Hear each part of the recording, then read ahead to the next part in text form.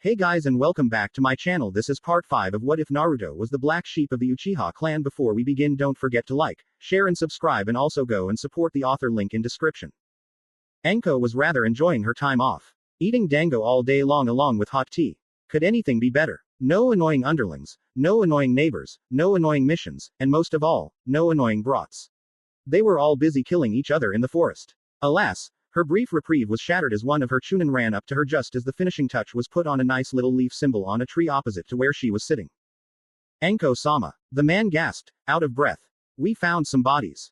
The purple-haired woman frowned. That was it. Just a few bodies. It was the chunin exam, of course there were bodies. Honestly, sometimes she wondered just how much the requirements to make chunin had slipped in all the years since she took her exam.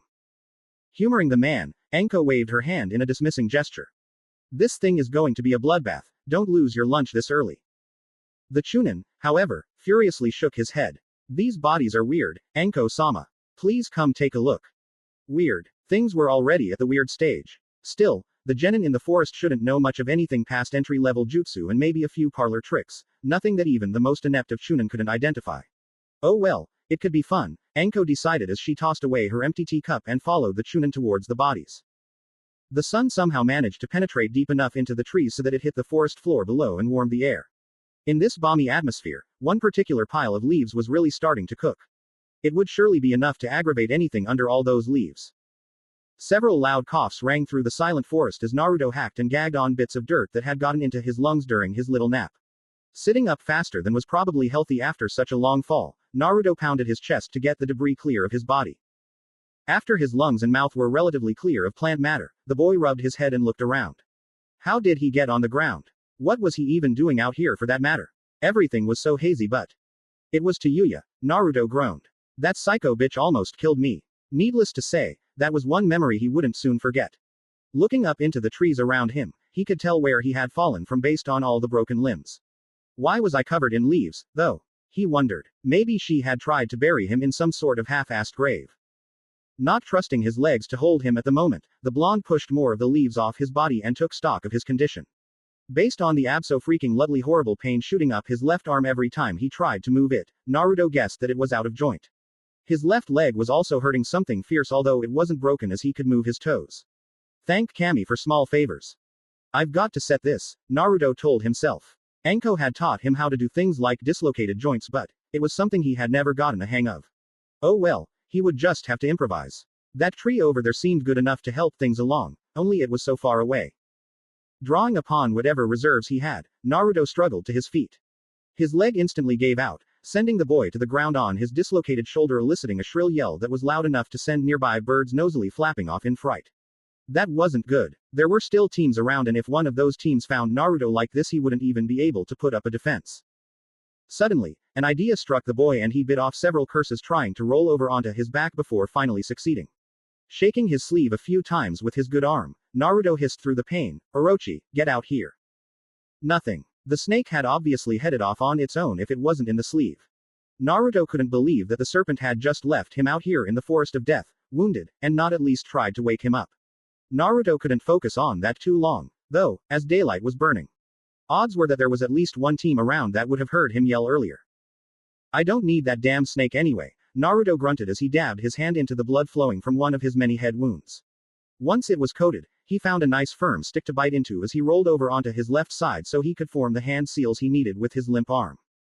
There was at least one snake he could summon that could help with this current problem. Kuchio's no jutsu, Jagomon. Unlike most other summons, there was no smoke when Naruto touched his hand to the ground beside him.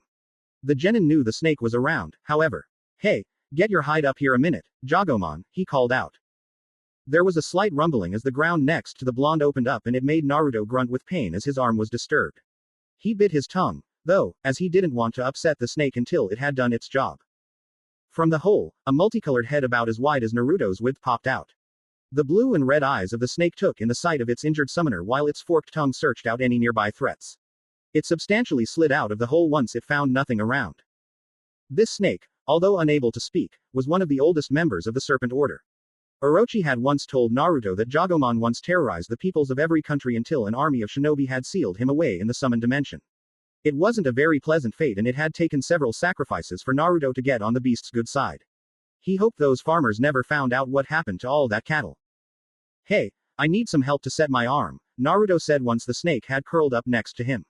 I can't do it myself. Just wrap around me and squeeze when I tell you to. Not particularly liking this kind of grunt work, but aware that Naruto must have been at wit's end to summon him for something like this, the snake did as ordered and wrapped his powerful coils around the small boy's chest. With all the cursing the little human was doing with every motion, Jagomon would have thought he was dying rather than having one little joint out of place. Naruto took a few deep breaths after the snake was in position. Damn, that had hurt. Couldn't the slithering belt been a bit gentler? He wasn't some kind of wildebeest or something. Still, he manipulated his arm as best he could until he felt the joint line back up. Okay. Squeeze. The resulting scream that was ripped from Naruto's mouth was enough to make even the seasoned summon cringe. He felt the bone go back into joint and eased off, but the kid was still thrashing around in obvious pain. Using his coils, the snake tried to keep the kid still so he wouldn't go and hurt himself again. After a few minutes of vigorous cursing and threats of violence to anyone that came to mind, Naruto calmed down. That had not been pleasant, but at least the pain had died down and his arm no longer felt like it was going to jump off his body. Thanks, he rasped out to the large snake still wearyingly watching him. Watch over this place for a second, I need to get something for my leg out of my coat. Naruto wished there were some water around so he could just make a Mizu Bunshin and have an extra set of working hands. Beggars couldn't be choosers, though. His right hand slowly worked its way into his coat. Now that his left arm wasn't throbbing, he could bend slightly to get into the little pocket and pulled out a small red pill. Popping it into his mouth, the boy felt an instant wave of relief and energy pour over him. He had used soldier pills before, but he had done so sparingly. Some people could get dependent on them and he would be the first person to admit he had a control problem. Better, Naruto stated as he struggled to his feet. He still couldn't move his left arm very much, but the pill had numbed the pain a great deal. He didn't even feel his leg hurting anymore. You did pretty good, Jagomon. You can go. He turned to the snake but cut himself off once he saw the blue and red serpent had already left. That bastard Orochi is rubbing off on them. Now, if only Naruto knew how long he had been out. The exam only lasted 3 days and his body, pain aside, felt pretty stiff. He could have been longer than a day, although he didn't want to believe it. 2 days to make it over 10 kilometers injured. No team, no partner, just perfect. This was going to be a serious headache. Well, if it isn't one part of Team Smartass. Speaking of headaches, Naruto looked up into a nearby tree and nearly growled at the 3 genin sitting on one of the larger branches. Hinata looked over Akiba and laughed. Looks like you were right, you did hear someone out here screaming his head off like an idiot. Kiba looked a bit disappointed, however. Damn it, I wanted to find that little bitch that's on his team, he growled. Apparently he was still smarting over Tenten's comments before the exam started. The comment made Naruto flinch and that didn't go unnoticed by the Inuzuka. Sensing blood, he broke out into a smirk. You know where she is, don't ya? Tell us now and we might let you go. Naruto did his best to put up a strong front. If this group were to find out the extent of his injuries, they wouldn't hesitate to take advantage of it. He was sure the only things that kept them from attacking now were that they didn't know and his status as the Hokage's grandson. They're probably already at the tower, he lied, trying to look amused and smug rather than threatened. I'm just staying behind to take care of any stragglers to cut down on the competition. Naruto made sure to give Team 8 his most sadistic grin and try to scare them off. However, he underestimated the young Hyuga's abilities. You're lying through your teeth. If you were cutting down on other teams, you'd have ambushed us the second you knew we were here, she stated in a lazy drawl. Not just that, we managed to get this close to you without you even knowing we were here. I'd say you got separated from your team. Nice bluff, though. So, the jig was up. Naruto's grin dropped and his lips became a grim line as he stared down the other team. So, what are you guys planning to do, then? I might be separated, but don't forget who I am. The 2 genin laughed as they watched Naruto tense up. Do you think I would overlook something like that? Hinata asked. The way she said it set off every alarm in Naruto's head and he grunted with effort as his legs pushed him into the air. It was a good thing, too, as the forest floor below had turned into a writhing mass of insects. The small bugs were moving as a wave and quickly followed Naruto into the tree he had landed in. Not worrying about Hinata and Kiba, Naruto again leapt into another tree. By now, the genin was figuring out what was going on. The third member of Team 8, Aburame Shino, had gotten the drop on him while he had been talking. He was certainly not currently living up to the Uchiha name right now, Naruto noted with a snarl as yet again the tree he was sitting on was being taken over by destruction bugs. Enough of this, time for a little bug removal. Staying on the large tree longer than was probably safe, Naruto waited until it was absolutely swarming with the little bugs before leaping off. Free falling, the boy quickly pulled out exploding tags and kunai and tossed them at the base of the tree. As he landed, the tags went off and the tree full of bugs dropped to the forest floor with a deafening roar. Kaden. Karyu Enden. The line of fire torched the forest as it snaked towards the tree. Some of the destruction bugs managed to get off of the tree before it turned into an inferno, but the majority were cooked along with most of the area. Naruto couldn't worry about the fire getting out of control, though, as the moment he hit the ground he was already dodging an attack from Kiba. The young Inuzuka had gradually lost his joviality as he watched Naruto dodge wave after wave of Shino's bugs. He never did trust those bugs, he knew Shino couldn't get the job done. When they got barbecued by the other genin he decided to act. Taking Akamaru with him, he had left the relative safety of his perch and dropped onto the other boy with a growl. Naruto was being pressed by the constant attack from his unwitting relative. Kiba was surprisingly adept at taijutsu, more so than Naruto would have expected from another genin, and he was finding himself rapidly losing ground. The toll the constant dodging and retreats were having on his body was also an annoying reminder that his body was far from perfect. His leg was starting to hurt even with the soldier pill and his left arm was practically useless. There was only one way for him to get out of this, and as much as Naruto hated to do it, it was his only chance. Last chance, Kiba. Back off, Naruto growled as he leapt back from the other boy. Hinata and Shino were both following, but they were content to let Kiba take care of things. Shino, though, looked pretty mad that so many of his bugs had gotten the axe. Kiba, brazen as ever, shared a laugh with Akamaru. Yeah right, make us back off. I'll use you as a warm-up before I take out the rest of your loser team. Behind him, Hinata's face was tense as she activated her blood limit. There was something she remembered her cousin spouting during their first meeting with this boy that unnerved her. Okay, this was it. If Kiba wanted to go for bust and push him this much, it would be his fault, not Naruto's. He would have to find something else to surprise everyone else with at the finals, it would seem. Focusing his chakra, Naruto started to mold it to his feet. Once he let loose with this, Shino and Hinata were sure to join in. It's time to show you guys just what you're messing with, Naruto declared, trying to draw their attention away from anything but him. My clan was the most powerful force ever in this entire village and you want to push me, Kiba. Alright, get ready and remember that you. Naruto's eyes blazed red as his Sharingan came to life. No more holding back. Remember that you asked for it. Kiba took a step back when Akamaru barked a few times in warning. The air had defiantly changed and both boy and dog could tell. For the life of him, though, he didn't know what Naruto was going on about. His clan the most powerful. Kiba had never even heard of another Uzumaki in Konoha. When the Sharingan appeared in the blonde's eyes, though, things hit home. He's an Uchiha, Hinata called out, giving voice to everyone's thoughts. It was impossible, all of the Uchiha had been wiped out years ago except for one notable exception. This was insane, outlandish, completely and utterly chaotic. Hinata and Shino instantly got serious by activating their respective traits. Although his colony was near depleted, Shino still had a fair amount of destruction bugs which were swarming around him, and Hinata's own blood limit was trained on the boy standing a few yards away. Kiba too retook his stance as Naruto seemingly exploded towards them. Going for broke, Naruto charged Kiba first as he was the one with the biggest opening. Launching himself into the air halfway to the boy, Naruto caught him with a devastating missile kick that sent Kiba and his partner sailing past his teammates into the burning foliage behind them. Shino took the opportunity to hit before Naruto could land and sent his bugs flying at the Uchiha. Naruto saw them coming and subtly shifted his body to land on his right arm. Immediately, he pushed himself upwards and over the swarm. Shino caught the back of Naruto's heel as the blonde tried to put him down with one motion. However, the defense didn't hold up as Naruto used that leg for leverage to launch himself up into the air once again. The Aburame prodigy turned around as quickly as possible, but it was useless for him to struggle against the precognitive ability of the Sharingan. Naruto easily saw where Shino would hit and subtly moved out of the way of the other boy's punch. Completely off guard, Shino was sent into the underbrush from a vicious uppercut. "An Uchiha, I thought you were all dead," Hinata commented, not even bothering to see where Shino landed. "He wouldn't be getting up anytime soon, that was for sure. Not even my clan knew about you, was the Hokage hiding you?" Naruto adjusted his stance, keeping his good arm forward. He had no idea what Hinata would throw at him since she didn't seem too worried. "I don't need to be reminded that most of my family is dead. My grandfather took me in, not hide me." The pale girl shrugged. Whatever this kid wanted to believe was his business, not hers. She almost envied him. Growing up without a clan pressing down on him, no fights with clan elders, no crushing traditions that pitted child against child, she hated him already. The attack came so swiftly that Naruto almost couldn't avoid it even with the Sharingan.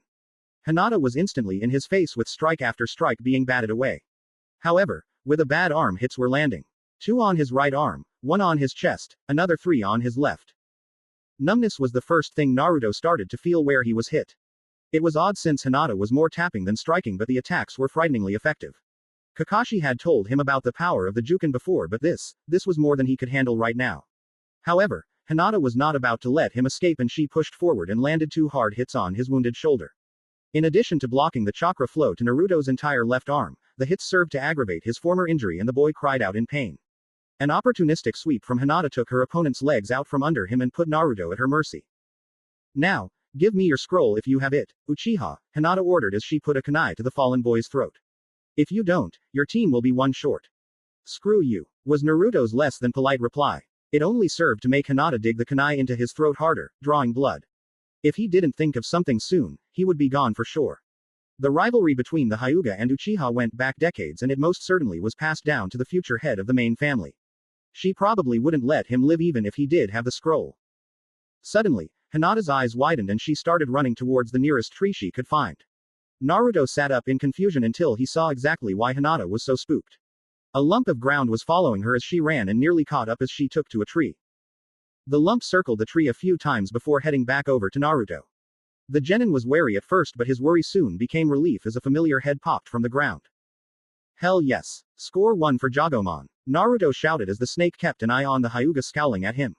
If it wasn't for that annoying Byakugan, Hinata would have been snake food. Naruto struggled to get to his feet and brushed himself off. The fire he had started earlier was getting close and he didn't want to stick around. Looking up at his former opponent, the cheeky blonde made sure to flip her off before heading off towards the tower. He would leave Jagomon there to make sure he wasn't followed. The snake could unsummon himself. Hinata grasped the branch she was holding onto so hard that it started to splinter under her fingers. A summon. Of course the grandson of the Hokage would know something like that, she should have expected it. Hinata could see it crawling through the dirt below her tree and the fire was getting closer. As Naruto had retreated, she had signaled to Kiba and Shino not to follow without her in case they ran into the rest of his team on the way to the tower. Kiba's coat was still smoldering from when he had made a mad dash out of the burning bushes Naruto had kicked him into, and it would be very difficult for Shino to keep him calm for much longer. This is beyond annoying, Hinata stated as she broke off a dead limb from above. Looking over the side of the limb she was sitting on, she took out a kunai before tossing the deadwood away. Predictably, the snake took the bait and raised towards the new vibrations. When his head popped up from the ground, Hinata sent the kunai through its skull, dismissing it forcibly. As she rejoined her team in fleeing from the burning forest, Hinata quietly simmered, her anger burning hundreds of times hotter than any of the flames licking at their heels. That Uchiha brat would pay for this insolence in spades. Anko looked up at the massive column of smoke rising from her test ground and added it to her mental to-do list. She couldn't just let the entire forest burn down, it would take years to grow back. She would take a squad to put out the fire as soon as she got done looking over these strange bodies that her Chunin assistant kept yammering about. Oh well, she'd be sure to humor the underlings for a bit then take care of it. When she arrived at the small park outside of the forest, Anko lazily walked up to the group of Chunin that looked ready to hurl their lunch. Spineless. That's what they were. Chunin that couldn't take some blood and guts, it was unheard of. The blood staining the Buddha statues was so nice and rich, such a waste, Anko thought. She walked around the crowd and noticed that for the most part the bodies themselves were untouched. Looks like a clean kill, not something she'd expect from a genin. She stopped cold when she saw the faces, or lack thereof. This is. Anko's mind nearly went blank. He was here, in this village, in that forest, with Okami. She turned on the Chunin standing around with a look of sheer fright. They had never seen something spook Anko this badly. You guys, go alert Hokage-sama and tell him to meet me in the forest tower. The rest of you go get the Anbu captains and tell them to find me in the forest. Do it now. As she rushed through the forest, Anko could practically smell the stench of that man in the air around her. Her shoulder was practically throbbing at the thought of seeing his face, hearing his voice, dealing with his overwhelming presence. He was in her sights and nothing, no one, would stop her from her revenge. Not even her new family. Kakashi, Naruto, even the Hokage. Anko would miss them all, but this wasn't something she could let slip by. She would bet her life here and now and hope to win it big. The fire had grown to massive proportions now, but lucky for everyone it was between the fork of the river that ran through the forest. It couldn't spread easily, so it should be contained. Anko marked that section of the forest off her list of concerns as she searched for her former teacher in the Forest of Death. Unlike the genin in the test, Anko was well acquainted with the forest to the point where she could find her way out blindfolded and under genjutsu. That was the test to make special Junin over the second exam, after all. If it wasn't for that council, she would be a full Junin. All thanks Tohi's taint on her. Payback's a bitch, Orochimaru, Anko thought to herself as she practically slid through the forest like an animal, or demon. She wasn't stupid, though. Orochimaru was infinitely stronger than she would ever be. He was a Sannin, a genius that was only born every decade or so. He was even a candidate for the position of 4th Hokage. If she could surprise him, any shinobi could be killed in a surprise or sudden attack. It didn't matter if they were a Kage or Genin. Perhaps Orochimaru wouldn't expect her to still be using all of his forbidden jutsu.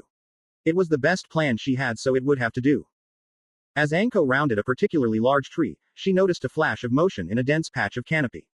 The Junin zeroed in on the motion and gracefully changed her course and pushing her body to catch up with whatever it was. As she cleared a tree, Anko looked down as she caught some air and tried to see more of what she was pursuing. It was yellow. Part of it was yellow, at least. Wait, was that yellow hair? Could it be? Quote. Anko-chan. The word stopped her dead flight and she landed hard enough on a nearby tree branch to splinter it in half. Quote. Orochimaru. Seemingly melted into the tree trunk itself, a pair of piercing eyes bored 2 holes into her head. The eyes of the snake Sannin, the most famous and feared missing nin in Konoha's history, was looking at her like she were his prey. Perhaps she was, Anko mused. Not even bothering for words, Anko sprang into action. She used the branch she was on as a springboard and launched herself upwards as she pulled several poisoned needles from her coat sleeve. Orochimaru, guessing exactly what type of poison his former student would use, quickly used his impossibly long tongue to capture Anko's wrist and force her to drop the needles. Anko grunted at the pressure put on her wrist and decided to deal with this directly. You won't win. Not this time. Wrapping some slack around her arm, the woman used the tongue as a rope to swing rather than land. Orochimaru was pulled completely out of the tree as he fought to keep a grip on the tree. Unfortunately, Anko had already swung upwards behind the branch and kicked the man with enough force to crack his skull open. Imagine Anko's surprise as instead of that gratifying crunch coming from under her foot, the man simply disappeared in a cloud of smoke. Before she fell to her death, Anko used a quick Seniyashu to pull her back onto the branch. Kuku, you've gotten better, Anko-chan. The real Orochimaru hopped down from his vantage point and regarded his former student with a critical eye. Amazing that you haven't let your skills relapse after I had no more use for you. I've been bored between bouts of cursing your name and cursing myself, so I had the time, Anko quipped back. Orochimaru wasn't going to let down his guard easily, so she had to get him some other way. Anbu were on their way, so maybe she could keep him talking. So, who was that I was chasing? I assume they work for you. Orochimaru smirked in a way that let Anko know he knew exactly what she was doing. Despite that, he sat down with his back against the tree. He did make Anko's cursed seal flare in pain to keep her in check, however. That was one of my many little helpers in this village, he responded. It seems you're getting closer to your little student. It's nice to see you're taking after my teaching method. Anko snapped. There were no other words for the raw rage and emotion those few words from Orochimaru's thrust upon her. Her seal started to smoke and she took a step forward, something that caused the Sannin in front of her to raise an eyebrow at. Don't ever say that again, Anko growled as a few bands of black snaked around her neck. Naruto and I have something that I would never taint. You say something like that again and I will rip your tongue out of your fucking mouth. The Sannin moved to his feet as he watched the transformation take place before him. After all this time, Anko's heaven seal was working. It was amazing in his opinion. For years she had never been able to activate it, she didn't have the motivation to activate it. Unlike his personal guard, Anko lacked the desire for power or the rage to bring it out. Looking at her now, one wouldn't think that. Her body was covered in the odd runes of the heaven seal. Her eyes were a sickly yellow, staring at him in bold defiance and unburdened rage. Not even he, the person that placed the seal on Anko, could hold it back any longer. Anko crouched like a wild animal, her fingers twitching at the prospect of not only killing the person she hated most but the raw amount of power coursing through her. It was intoxicating and welcoming, luring her in with whispers of further power and influence. Right now, though, her sights were only on one target, Orochimaru. Apparently the snake Sannin figured as much and he chuckled at the prospect. It was ironic that only after he had tossed Anko aside that she learned to use that seal he gave her. The fight with Sasuke had left him wanting to seeing just what his former pupil had been up to over these last decade would be fun. Spreading his arms in a welcoming gesture, he decided to kick things off. Come and kill me, Anko. If you can save this village and everyone in it. Show me your conviction. That was all it took to set the antsy special Junin off. In a blur of motion, Anko was upon him. Her fists lashed out at rates that would have made anyone else lose count, but Orochimaru was not just any ordinary person. He did have to concentrate to block all of the blows, though, and that was a testament to the new power Anko found herself imbued with. When Orochimaru weathered the attack and picked just the right spot to lance out his own strike, it became obvious who was still held the advantage, in terms of strength. Anko rolled with the punch and used its own momentum to fully rotate her body into a spinning kick which caught the Sannin squarely in the head. More shocked than anything, Orochimaru cracked a smile as he felt a tiny sliver of blood trickle down from his mouth.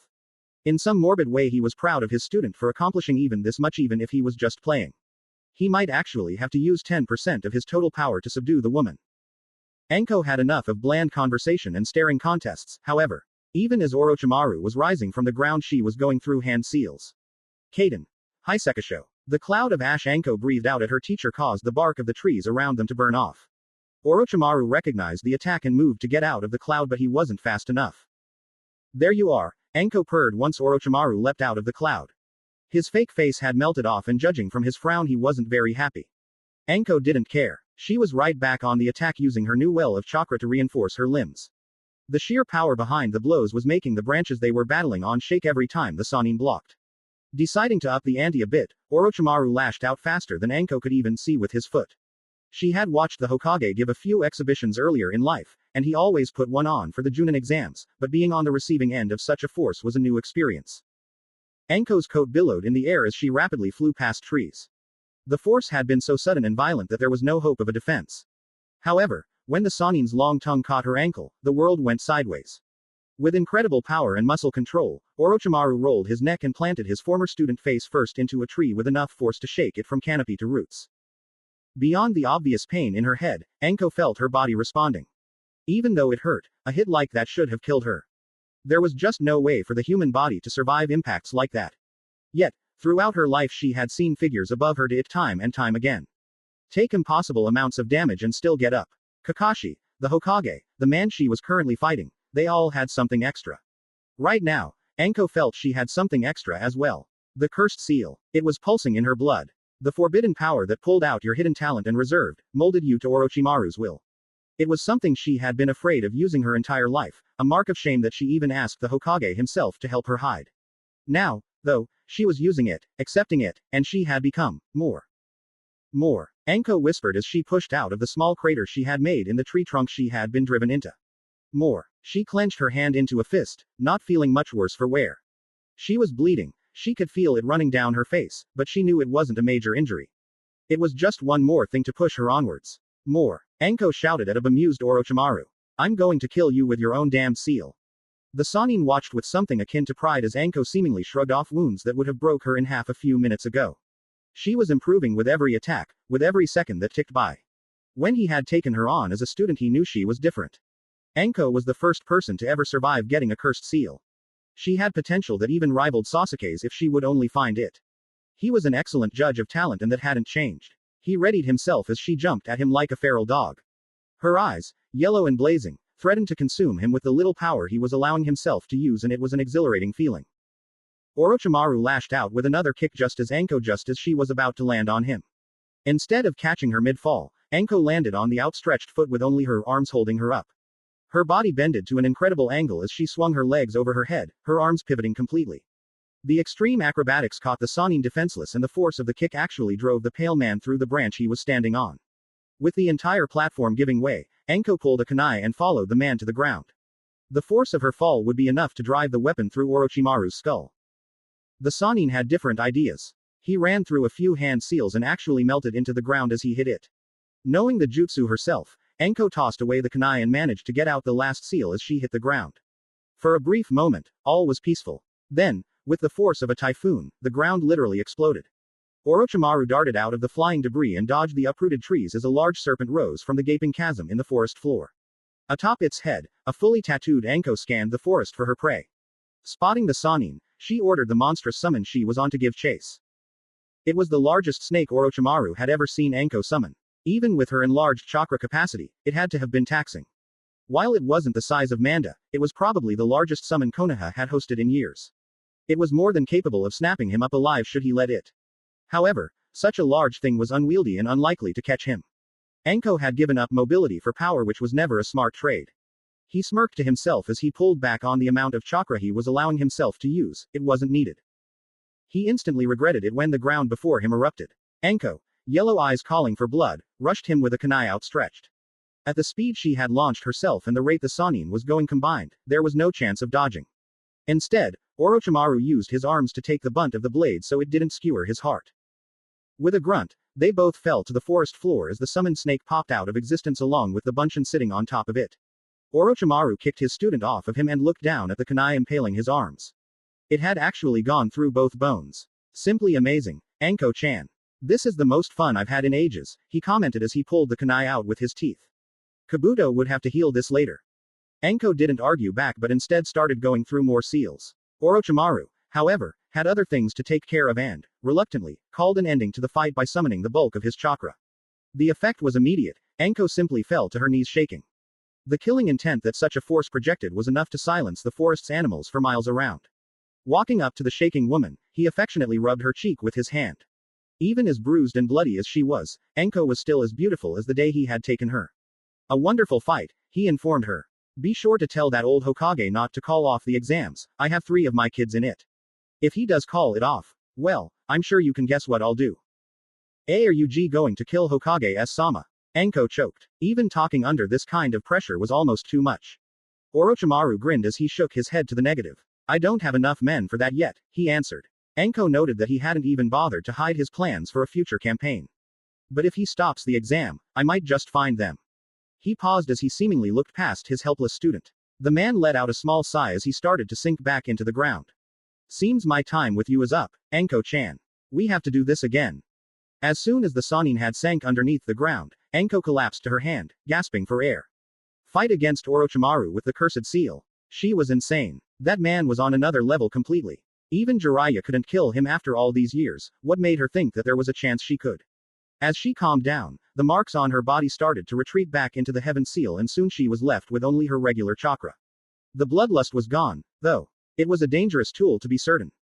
She felt the large chakra sources behind her and figured that's what sent Orochimaru scurrying back under whatever rock he crawled out from under. Even for him, fighting against her and a few dozen Anbu captains would be rough if only for the fact that something that flashy would draw the Hokage's direct attention. Admittedly, Orochimaru couldn't take on the elderly shinobi with an audience. Here you are, Anko, one of the masked Anbu stated as he landed next to her. This one was wearing a bird mask and seemed to be a bit more hospitable than the other two. He even helped her up, although he noticed the seal when he did. The cursed seal, Orochimaru. Anko cut him off. I need to speak with Hokage-sama immediately, she ordered. Although normally Anbu completely and utterly outranked her, Anko was the de facto source on Orochimaru outside of the Hokage himself, so she could get away with ordering them around a bit. If it wasn't for those prudes on the council, she would be in Anbu. The man in the bird mask gave a brisk nod before signing a few things to the other captains. When they leapt off, he put Anko's arm over his shoulder. Well, we should go to the forest tower, that's where the Hokage is. As they headed through the forest, Anko wondered if Naruto was somewhere out there. With Orochimaru lurking around, half the forest in flames, and no idea on what kind of threats were still lurking in the shadows, things didn't look too good for the remainder of the exam. On their way to the tower itself, the pair easily outpaced any of the genin teams, even with Anko being less than 100%. Most of the genin were simply running around the forest picking fights with random teams. Some would get there in a day, but even that was a generous assumption. Inside the tower, the Anbu captain eased Anko down onto a sofa and checked her injuries. For certain she was lucky to be alive. A few broken ribs, probably a concussion, a broken toe or two. She was a mess. However, the special Junin wasn't complaining at all nor showing any signs of discomfort. It reminded the captain why this woman regularly worked with Anbu. She was an exemplary shinobi. Just because the association with Orochimaru was, she held back. So, what happened out there, Anko? The masked man asked, sitting down on the other end of the sofa. Your injuries don't match up to someone who went a few rounds with Orochimaru. For a time, the woman didn't reply. The fight had been a complete farce. Orochimaru wanted to play and that was it. Not only that, she had to use his own seal that allowed her to hit that plateau. He wasn't in the mood to kill me. That's it. Any response the Anbu might have said was interrupted by someone busting through the door into the lounge. Anko nearly jumped out of her skin but settled down once she realized it was one of her underlings she had left at the tower. We're busy, she called out, not bothering to lift her head back off the sofa's pillow. Forgive me, Anko-sama, but you should see this, the man replied as he rushed over to the small television sitting in the room. For this, Anko managed to sit up and watch what was going on. She recognized the tape he was holding as coming from one of the security recorders stationed around the tower. When the tape started playing, she leaned closer to get a look as 3 genin strolled into the tower. When she looked at the time stamp, it was a shock. The Anbu captain, his emotions hidden behind the bird mask on his face, whistled. Is that right? 97 minutes into the exam a team has passed. Incredible. That's impossible. The previous record was only 4 hours. And look at those 3, hardly any scratches on their skin, no dirt on their clothes. I know Chunin that can't even get through this forest without any complications. Looks like a reliable guy, the captain interjected. It must be part of some ability they have. Look at that guy's eyes, though. Like a snake. Pardon the pun, Anko. Anko chuckled. Not a snake, an animal. You'll know the eyes of a snake when you see them. Pray you never do, she said with a humorless smile. All this talk about snakes is making my bones cold. I feel I've been left out of something important. All eyes turned towards the door as the third Hokage calmly entered the room. He was smoking his pipe calmly as his eyes regarded each person before resting on Anko. Anko, you look like you should be in a hospital, he remarked, frowning. What has happened here? The purple-haired woman struggled to sit up, wincing as her ribs adjusted with her. She only hoped nothing got punctured before she could relay the vital information. Hokage-sama, there is much to tell. And with that, she began her story, although she was certain there would be a few minor edits. Orochimaru smiled to himself as he easily avoided detection. The bulky Anbu captain that had been trailing him ever since his tactical withdrawal was certainly a cut above the rest, but nothing amazing for someone of his station. It wasn't really fair to even hope that someone could track a Sannin effectively. It was a fun cat and mouse game, though, even if the Anbu thought the roles were reversed. Eventually, though, Orochimaru grew tired of this slight diversion and completely masked his trail. Predictably, the Anbu captain could no longer track him and the Sannin left the area with little trouble. His little spy had given him much info to think over. Another survivor from the Uchiha clan, who would have imagined it? Even if he was only a half-blood, it was still worth looking into. It raised an interesting point, though. One of his darling bodyguards had apparently ran into this Uchiha survivor and hadn't mentioned it. When the Snake Sannin reached the predetermined meeting place, he was pleased to find that his subordinates had already set up a small camp and had dinner roasting. Fish wasn't exactly his favorite thing in the world, but he had worked up a surprising appetite from his little sparring session with Anko. What's on the menu today, kids? He asked as he stepped out of the forest. When the 4 kids jumped, his smile got wider. He loved scaring the shit out of people, it was a fun hobby. Kept his little troops on their toes. Kidomaru crawled down the tree he had leapt into and retook his place sitting around the fire. Just some perch we caught, Orochimaru-sama, he replied. Although Sakin would posture and say things like he was the leader of the Sound Four, it was just that. Posturing. The Sannin nodded and took a bite out of the offered meal. It wasn't that bad, actually. He had forgotten how good the fish were in Konoha. Off to the side, Jirobo had gone back to voraciously eating his dinner while Sakin and Ukin settled on eating theirs with some form of civility. Tayuya, however, wasn't eating and she looked somewhat disturbed. It was a sharp contrast to her usual laid-back, sarcastic attitude. Tayuya, the only girl in the group but arguably the most useful member. It would be a shame if Orochimaru had to kill her for grousing over the fact she had known of a third Uchiha survivor for several weeks. I have heard an interesting report from one of my spies, Orochimaru began. When the boss spoke, everyone listened. It seems there is another Uchiha in Konoha. His name is Uzumaki Naruto, did you all know that? The Sannin's eyes narrowed when Tayuya didn't make any noticeable reaction and he almost wondered if his information had been faulty. That was, of course, until Sakin decided to speak up. Uzumaki Naruto. Wasn't that the name of that guy you fought with when we were on patrol a few weeks ago, Tayuya? He asked. He couldn't remember the guy's face very well, but the name was hard to forget. The young Sound Nin casually looked over at her teammate. Her eyes were cold, but that's how they normally were. She is unflappable outside of battle and only when fighting someone interesting will she get riled up. Orochimaru liked her for that reason, she fought with her head. Such an interesting family jutsu tree she had as well. Very interesting. Was that his name? She asked, looking bored. She lazily took a bite out of her fish and pointed the stick at Sakin. I don't remember the names of trash like that. I would have killed him if it wasn't for those Kumo Nin. He's lucky. Orochimaru gave the girl a penetrating look. That was just the kind of thing he expected from her. Maybe she honestly had no idea what she had fought. Or, more likely, this Uzumaki Naruto had no talent. Either way, it wasn't worth losing a good bodyguard over. It's not important, Orochimaru decided, finishing up his dinner in a single bite. My informant said he'd probably die during this exam. He's out there in the forest, alone, without his team, and being hunted. Other teams. Tayuya repeated, gaining Orochimaru's attention. He nodded, amused. The redhead sighed and rose to her feet. We have traps out, but with so many ships running around they might trip them while we're asleep. I've already slept, so I'll take care of it, she offered. The others were surprised, but before they could comment she was already starting off. She didn't bother looking at Orochimaru, he had left them responsible for his safety, after all, and she took off into the forest. Sakin frowned as she left and started to get up himself to go after her, but the soft laughter coming from the Sannin gave him pause. Along with the rest of the group, they looked to him for explanation. None was forthcoming, however, and the only response they got was a short, "Let her have some fun while she can," from the Sannin as he went to sleep with an amused smile on his lips. In another part of the forest, another person that had certainly seen better days was making his way towards the tower. Behind him, a fire raged in the limited forest resting between a fork in the main river that bordered Konoha. In front of him, the forest tower could be seen against the full moon like a dark spire reaching towards heaven. His team was either back in that burning forest or somewhere along the route to the tower. Naruto hoped they had continued onwards and looked for him along the way. If they were back in that forest, he didn't even want to think about it.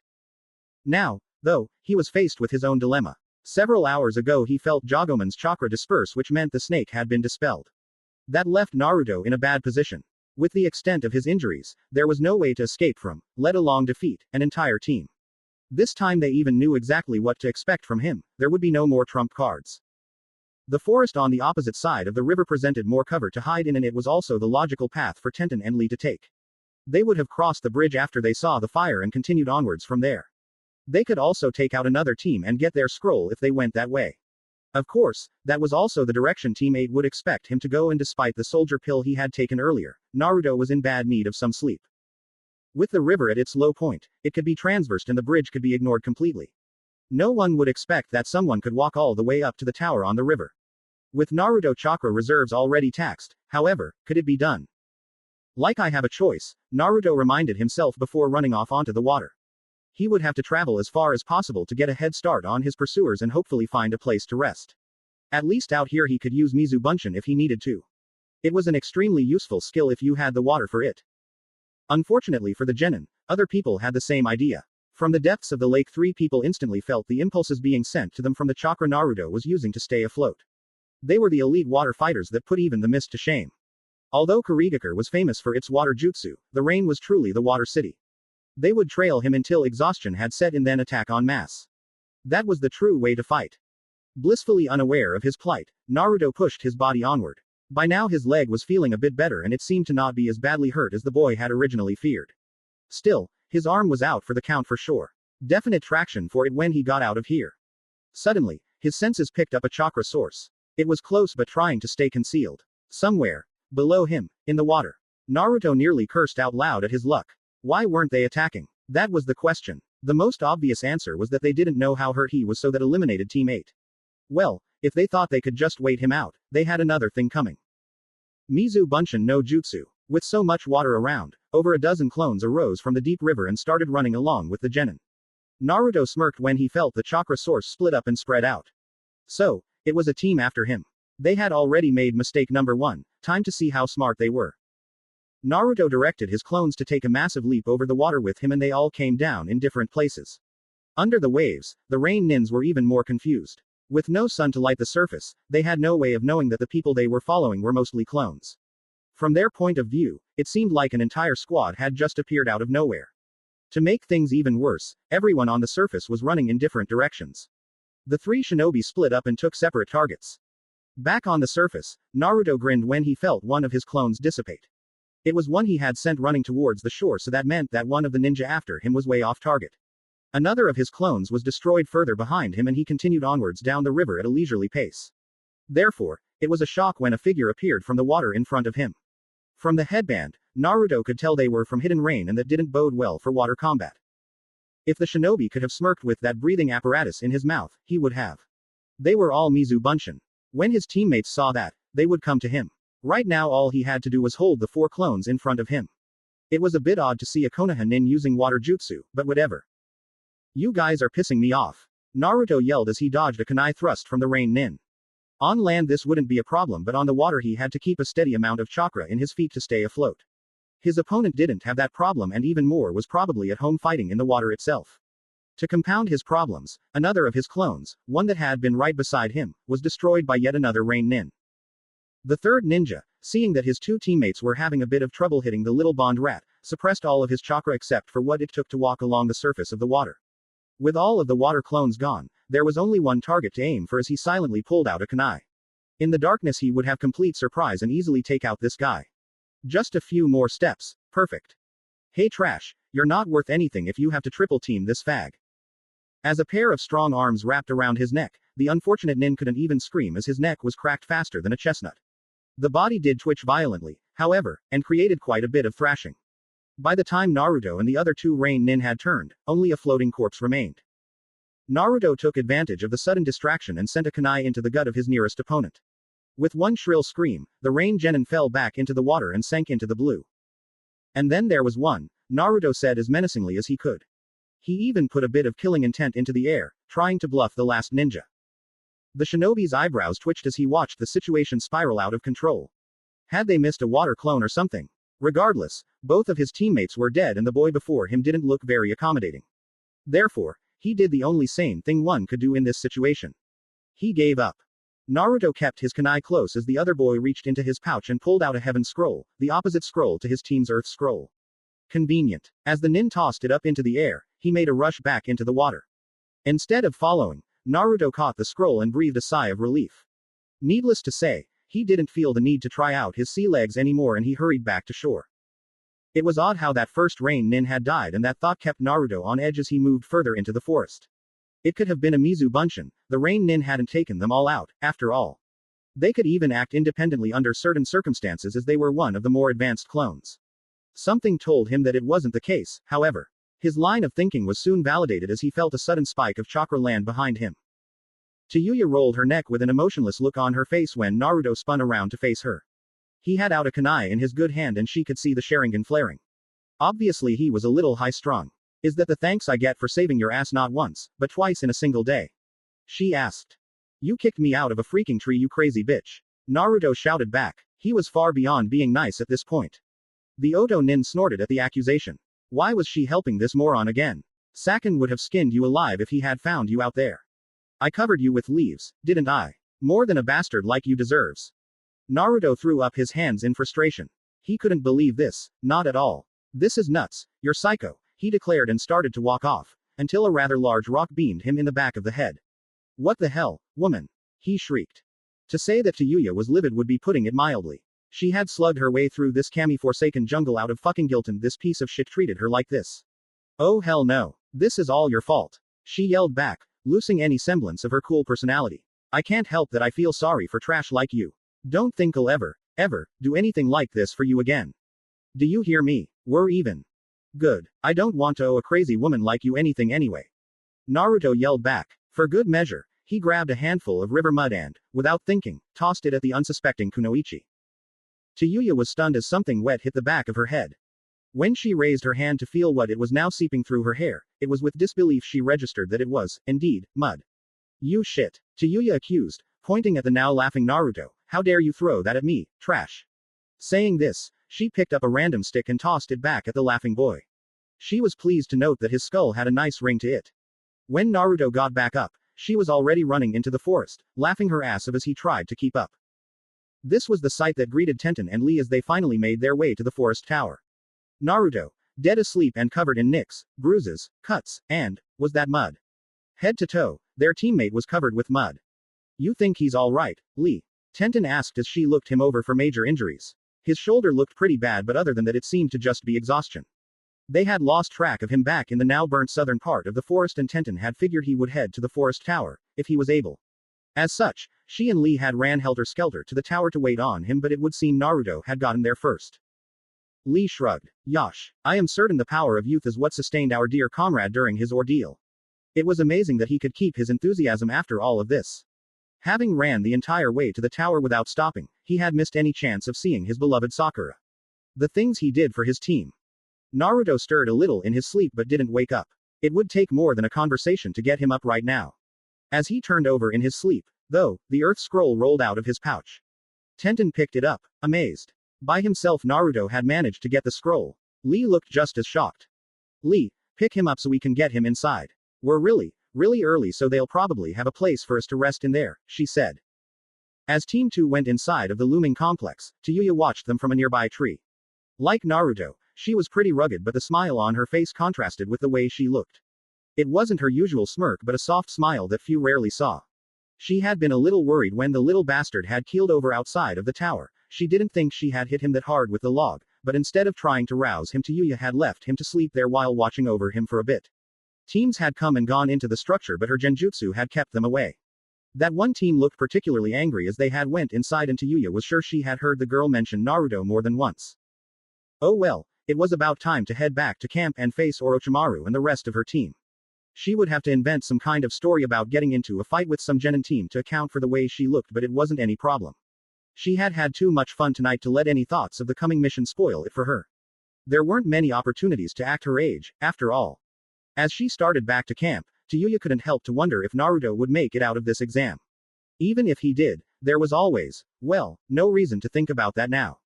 What happens happens, and she had pleasant memories of this little outing to Konoha that no amount of death and destruction could take from her. At the very least, the coming festivities would be very interesting for her as long as Uzumaki Naruto was involved.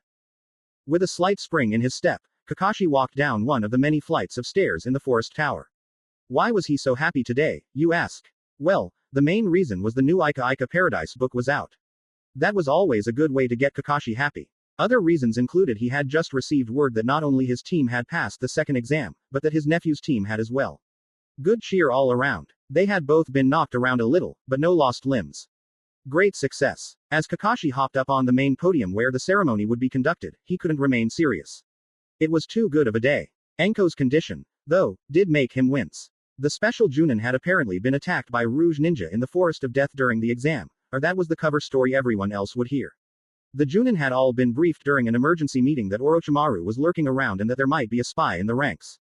It wasn't too much of a problem, though. From time to time Orochimaru would raise his snaky head, and there really wasn't anything anyone could do about it unless they wanted to destroy half the village chasing him out. Hey, if he wants to watch the exams then fine, Kakashi told himself. Enko didn't look very bad off from having fought the Sannin, so he must not be that big of a problem anymore.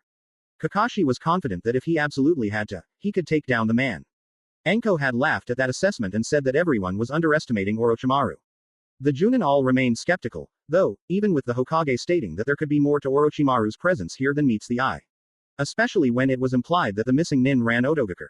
It didn't matter to Kakashi, however. Maybe with something to occupy his time, like running a village, the Sannin would be less antagonistic to Konoha. Wishful thinking to be sure, but hey, it could happen. Apparently, both the Hokage and Enko didn't hold to this belief, as evident by the beefed-up security in the village. That had brought about something even more disturbing than Orochimaru in Kakashi's opinion. Anbu Root, formally disbanded and pending a complete personnel psych review, had been reinstated, if only for a few weeks. Danzo, the former leader of Root, had argued that Orochimaru's presence in the village called for Root to be brought back for security, and the Hokage had agreed, albeit reluctantly. Kakashi's problem with Root harkened back to his days in Anbu. The group brought results, for sure, but at the cost of their agents. Not since Kirigaku's Genin exam had promotion been so bloody. Root was full of killing machines fully devoted to Danzo and his antagonistic views of policy. Like his own private army, really. Still, none of this was dampening the spirits of Team 7's captain. Enko, have you seen Naruto yet? He asked while he started reading his newest perverted book. There wasn't much else to do while they waited for the preliminaries to start, after all. Not like he could open up a nice little conversation with a foreign Junin. Well, he could, but that Oto Junin was too creepy to talk to. No, Enko answered as she adjusted her microphone. I went by his team's room this morning, but Naruto and Lee were still asleep. I think he's been avoiding that Hyuga girl, though. Tenten mentioned something about Naruto and her getting into it during the exam. Pretty badly, if the way Kurenai had flinched when asked about it was any indication. Although she wouldn't comment on it directly, Kurenai admitted that Hinata had been complaining non-stop about Naruto's cheap tactics. When pressed, the Hyuga wouldn't say anything about it other than she would get some kind of revenge. Kiba and Shino were of similar attitude, and their teacher was actually a bit worried. Despite the tense atmosphere, the Hokage managed to chuckle at how his grandson was growing up. His own adolescence had been filled with war and strife, and he didn't have time to make little inter-village rivalries. It certainly made the exams more interesting, just like a soap opera, not that he watched those things. Nope, not at all. The group was soon joined by Maida Guy and his overwhelming personality. My rival, he called out to Kakashi. The other Junin tried to look very interested in his book to avoid being caught up in one of Guy's one-sided debates. Unfortunately, this time was no different from all the others, and the Green Beast continued on. My youthful students all passed the second exam. I hear yours did the same, Kakashi, but they won't make it through this. When Kakashi ignored him, Guy almost started crying in admiration of his rival's coolness. Everyone else wondered why Guy didn't notice that Kakashi was always paying attention even if he didn't show it. The jovial attitude was broken up by a severe case of coughing coming from the floor, and all eyes turned to Hayate, who looked ready to hack up a lung. Kakashi wondered if the man's habitual coughing was natural or just an act. After all, Asuma went through several packs of smokes a day and he never coughed any. Still, the students were following him out into the hall, some well rested, others having just arrived. As they walked out, Naruto made sure to stay a good distance away from Team 8. Hinata hadn't said anything to him, but she was definitely glaring a hole in his head. Kiba, on the other hand, was far more obvious, and he made sure to growl at Naruto every time their eyes met. The rest of Team Guy noticed this and stood by him to ward off any unlikely attacks. Over at Team 7, Neji was having an uncharacteristically good day. Hinata hadn't even said 2 words to him or his team for being so late in getting to the tower. He had 1,000,001 retorts ready for whatever the main house member could toss at him, but they all proved unnecessary in light of Hinata's newest obsession, Uzumaki Naruto. That was a good thing, because if it were any other day, Neji would have caught hell from his cousin for tainting the name by coming in last. Happily, he didn't have to worry about such things. This Naruto was sent by Kami-sama himself. Sakura shuddered as she watched a grin spread over Neji's face. It was so totally unnatural for the moody Hyuga that it scared the living shit out of her the first time he'd done it. Even though Sasuke didn't show it, he was freaked out too. Still, Sakura had bigger fish to fry at the moment than Psycho Neji, and she was standing not 10 feet away. Team 10 had come in a few hours before Sakura's own, and as such Ino was able to clean up a bit before coming to this little assembly. She looked even more sure of herself than Sakura could ever remember. It was like she fed off of finally getting into the limelight. Sakura, however, was more nervous than she had ever been. This was it, though. Do or die time. All of her training has led up to this one moment to shine, and Sakura would just have to do her best with whatever was coming. The Hokage looked out over the newest generation of Konoha genin with a measure of pride. Even after a harrowing exam, they all looked like there were more important things on their minds. Revenge, love, admiration, elation, everything mirrored at once on their faces. Living, feeling, killing machines, that's what each of them would have to become over the next few years. Danzo thought he could erase emotion from shinobi. Not in this lifetime. The old man nodded to Anko as Akei and the woman walked forward. Congratulations on passing the second exam, she shouted. Unlike after the first exam, she didn't seem too angry that so many had passed. Hokage-sama will now explain the exam, so pay attention. Chuckling at Anko's bipolar personality, the old man took the center of the podium. Still, he had a nice little speech to give, and it required him to be somber. So, in a way, that was an odd personality trait as well, he figured. This is the third portion of the Chunin selection exam. I also congratulate you on getting this far, but from here you must understand what this exam is truly about. The Hokage took a long drag from his pipe, reminding himself just what it meant to be ninja. You are not only fighting for yourselves, you are fighting for your country and its image to the world. Other leaders from all the world's countries will be present, judging your performance as the performance of your village. If you do badly, it will reflect on the missions people send to us and, at the worst, lead to war, since a village may appear weak. War. Just what the hell is this exam? Ino demanded. She could see Asuma telling her to be quiet with his eyes, but no one had mentioned this to her. It was supposed to be just something to get a new rank from. This exam is a replacement for war, Yamanaka-san, the Hokage levelly responded. Instead of slaughtering each other on the battlefield, we slaughter each other in an arena. Instead of armies, individuals. Instead of land or money, prestige and clients. Shikamaru sighed at the description. So that's why the Chunin exams aren't closed like the Junin exams. You want us to be seen. Instead of answering, the Hokage only faintly smiled. Life-risking battles. Some of the children looking at him right now might actually die before this exam was over. Perhaps that would be best, though. To die before you could be turned into shinobi. It was times like these that Sarutobi actually envied his former students' freedom to move wherever they pleased. He knew, though, they could never forget what they were, no matter how many years they lived, Rio they gambled, or books they wrote. They could never forget. Hokage-sama. For once, Hayate coughed to get someone's attention rather than almost falling over dead. The exam, Hokage-sama, shall we start it? The old man blinked a few times to clear his head of memories. Seems he had gotten a bit too caught up in the nostalgia of it all. Yes. Explain it to them if you would, Hayate. Sarutobi noticed the concerned look Anko sent him and smiled back reassuringly. She would have made a good daughter given how much she worries about him. With minimal coughing, Hayate managed to get everyone's attention. Several of the genin sent him worried looks as if he were going to collapse any minute. He was a Junin, for goodness sake. A little coughing wasn't going to get him down. Yes, I am Gecko Hayate, the referee of this preliminary match. Preliminary. You mean this isn't the third exam? Tamari asked. Gaara shot her an annoyed look for being too loud and she seemed to calm down a bit. Hayate looked over at the blonde and tried not to cough as he began an explanation. There's too many of you. He glanced over at Anko and Ibiki as he said this, so the rules in place for this state that a preliminary match must take place prior to the main event. Is there anyone who wants to quit now after hearing this explanation? If not, we'll begin now. Kabuto chuckled to himself as he started to raise his hand. There were other things to take care of right now other than playing with these genin.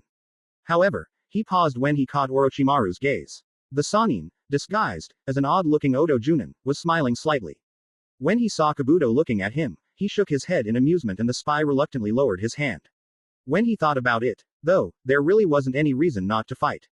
Pretty soon it wouldn't matter if it came out he was a spy, no one who would have cared would be left alive. Frowning slightly at not having an easy way to cut down on the teams, Hayate gave a little cough behind his clipboard. Okay then, the one-on-one matches will be selected at random by the computer behind me, the Junin motioned to the large screen looming over the stage. Now, let's select the first two combatants.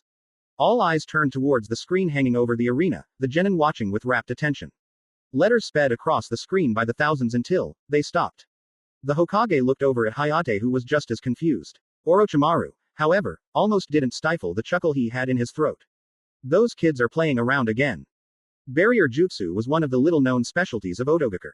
Of course, when you're a village that was for years solely devoted to protecting an S-class missing nin with 8 other S-class missing nins after him, then it's understandable.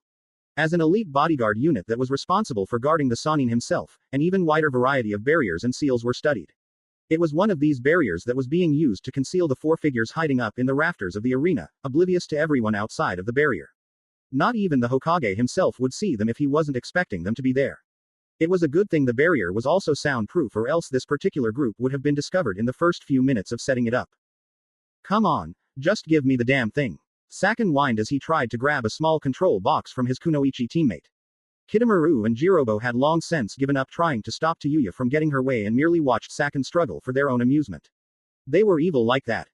The stoic redhead swatted away her teammate's hand as she pressed random buttons on the control over-eyed Kabuto, the nerd that he is, had made for them.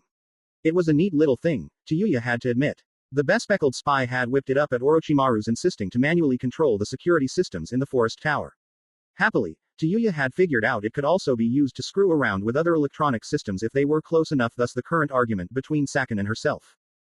The blue-haired ninja muttered a few more choice words before sitting down on the rafter with the rest of the team. Tayuya was just being too difficult for him. I just wanted to match that annoying Naruto kid with Gaara. It would have been fun to watch him go splat. He whined. We have a mission with this thing, you know, Tayuya reminded the team. Keep Sasuke alive and intact until the end of the preliminaries, was what Orochimaru-sama ordered. Did you idiots forget that? Of course, she was going to mess around with it, but she would do so responsibly. Well, at least responsibly enough to avoid Orochimaru's wrath. With this, we can make protecting the Uchiha someone else's problem, the Kunoichi told them as she punched in some keys on the small device. Back on the floor, the screen finally flashed back to life just as the Hokage was about to send a tech crew to go check on it. Smiling to himself, he moved back on his platform along with Ibiki and Anko to watch the fights while the rest of the Junin had retreated back up to the stairs. He could tell that the special Junin would rather be up with her student, though. And the first match is. Hayate called out to get everyone's attention. Uchiha Sasuke vs. Yakushi Kabuto. Sasuke leapt down from the overlooking stairs onto the ring below, ready to fight. His team had fought a pathetic Konoha team after being ambushed by that thing in the forest, and the fight was nothing to test himself by. Choosing to walk down the stairs instead of making a spectacle of himself, Kabuto sighed. He had wanted to cut loose since Orochimaru had given him permission, but up against Sasuke, well, he couldn't do much of anything. This was Orochimaru's future body, after all. Don't want to scratch the paint or anything before it was even off the lot. Still, he could give the little kid a scare or two and nothing bad would happen. The two sized each other up as Hayate went over some ground rules. Kabuto was relaxed, bored even, but Sasuke was tense. Up in the stands, Kakashi was looking at he bespectacled genin with a calculating eye. Something was off about him. Going up against an Uchiha should make anyone nervous, but this teen was in complete control of his emotions. It might because he thought that since the age advantage was in his favor, Sasuke wasn't a threat, but, well, in any event it would be a good match. Come on, Sasuke-kun. Ino shouted from the side. Nearly everyone rolled their eyes except for Sakura, who was trying to out-cheer Ino. Her heart didn't seem in it, though. Looks like you have quite a fan club, Kabuto said, disarming as ever. I hope you give them a good show. Sasuke didn't rise to the subtle taunt and instead launched himself immediately at the other genin. The second Hayate signaled a start to the match. Instead of scoring the easy hit he was expecting, Sasuke instead found his leg caught in the vice-like grip of Kabuto. Twisting his arm around, Kabuto brought Sasuke crashing to the ground. He could feel the muscles of the Uchiha's leg spasming in protest to the unnatural bending, but he ignored it in favor of roughly kicking the boy in the stomach. There were several gasps from the other genin at the savage treatment, or maybe it was surprise that Sasuke didn't immediately win. Either way, there were many shocked people watching. Kicking back off the floor as he tumbled, Sasuke managed to right himself just as his opponent caught up to him. Kabuto fought with a meticulous intensity that surprised the Uchiha. It was like every regular blow was just a way to create an opening for a single, surgical-like attack. Without much of a choice, Sasuke activated his Sharingan.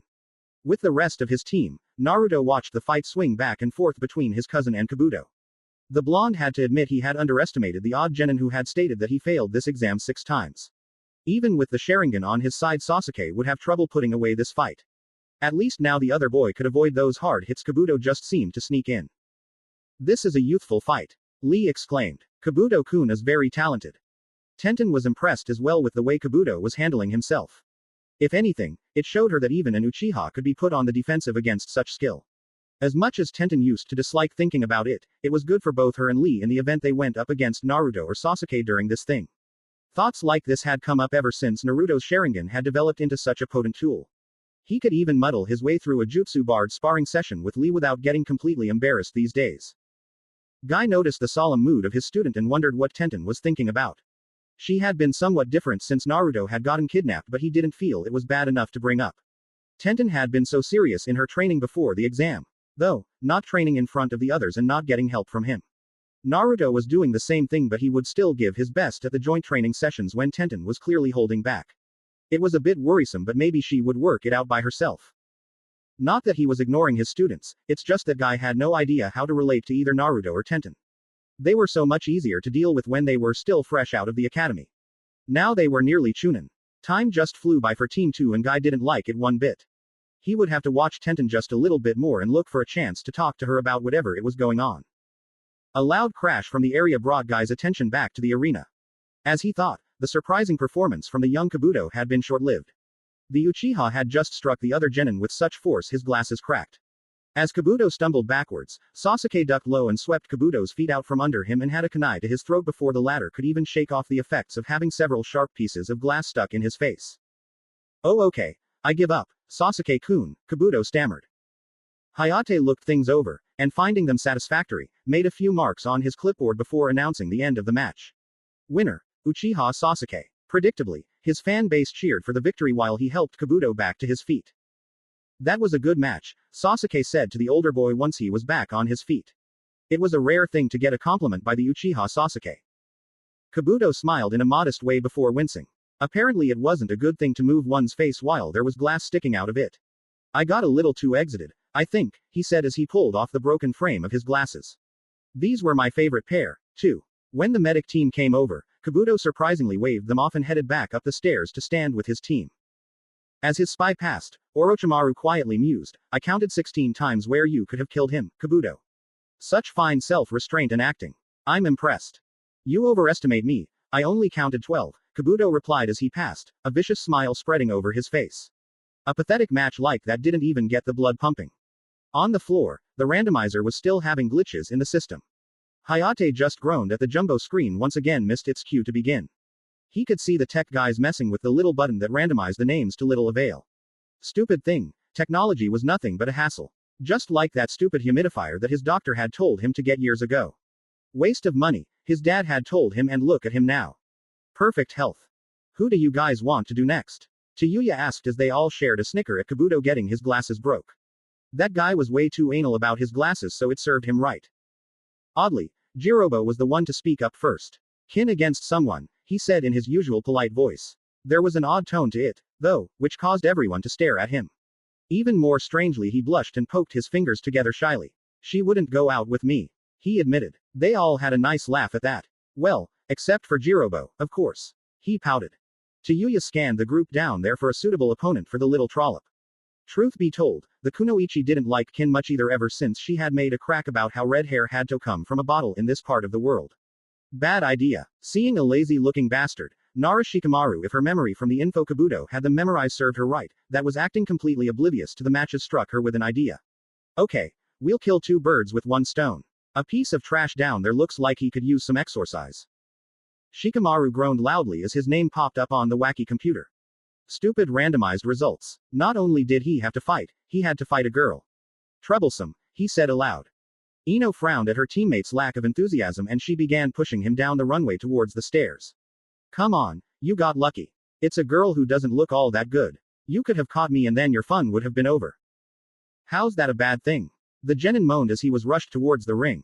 His opponent had settled on jumping down to the stage, so she was waiting on him with some strange smile on her face. Those Odo nin were just weird. If someone would beat me I could go home. The young Yamanaka stuck out her tongue at Shikamaru as she started back to the stairs. Yeah, but think of what your mom would have put you through if you didn't even make it to the finals, she reminded. Troublesome women just flocked around poor Shikamaru. Hayate made sure both combatants were in position before giving the signal to start. Nara Shikamaru vs. Tsuchi Kin. Begin. Predictably, for Shikamaru at least, the kunoichi instantly attacked in the form of needles. They had bells attached to them, an old trick, but they also had nearly invisible wires attached that would trick him. Sound in theory, and it would probably be enough against someone else, but it was a bit weak to bring to a Chunin exam. It was easy as sending his shadow under the wire while he took a hit from one of the needles. Not too complicated, actually. Kin, however, was surprised at the turn of events. But I was watching the shadow. She cried in frustration. Shikamaru had to raise an eyebrow at that one. How did she know about his shadow bind? Whatever, it would take too much effort to find out. Strings that narrow won't leave a shadow. Moron, he sighed, unhappy at having to explain something so simple. Reaching down to his weapon pouch, he pulled a shuriken with Kin mimicking him. One throw to keep her distracted so she didn't struggle with the shadow bind, and her head rammed into the wall with a disturbing cracking noise. Hayate's cough was pretty much the only thing in way of fanfare ending the match. Looking at how the poor Odo kunoichi was twitching, it was safe to say she wouldn't be getting up anytime soon. Winner. Nara Shikamaru. He called simply to let everyone else know they should be paying attention again. Other than a pat on the back from Ino and Choji, there really wasn't anything greeting the hapless Nara when he rejoined his team. Back up on the rafters, the reaction was pretty much the same. Jirobo was stunned into silence at how easily Kin had been taken out, robbing him of seeing some good blood sport. Tayuya put the thoughts of everyone else to words with a short, simple, that was shit. Sakin rolled his eyes as he once again started fighting for the control box. That was a pathetic match. You can't pick anything. Give me that damn thing. Sighing, Tayuya handed it over like she couldn't care less. That was a sad match, so she couldn't really argue with his logic. Just pick something fun, fag. Sakin was planning on doing just that until the small box was taken from his hands by Kitamaru. What the hell, man?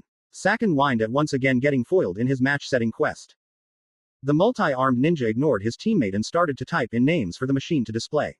I want to see that pink-haired girl get mauled, he said out of the blue. When everyone looked at him with varying degrees of confusion, he shrugged. What can I say? I hate the color pink. Well, lucky for him the rest of them disliked that color too, so they didn't hassle him about it. Stupid pink being all pinkish. Hayate's eyebrows sank as he watched the randomizer start randomizing before he even asked the technicians to select a new match. For Kami's sake, that Kin girl hadn't even been scrapped off the wall yet. I guess the third match is starting now. He mumbled as the names came to a stop. Oh, well, this would be quick. Ino laughed at her teammate as he returned, complaining about how boring his match was. I thought you wanted to go home, she asked.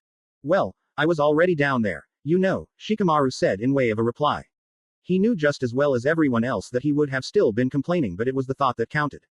This match should be decent enough, he commented, trying to divert Ino's attention away from his laziness. The young kunoichi took the bait and checked the screen.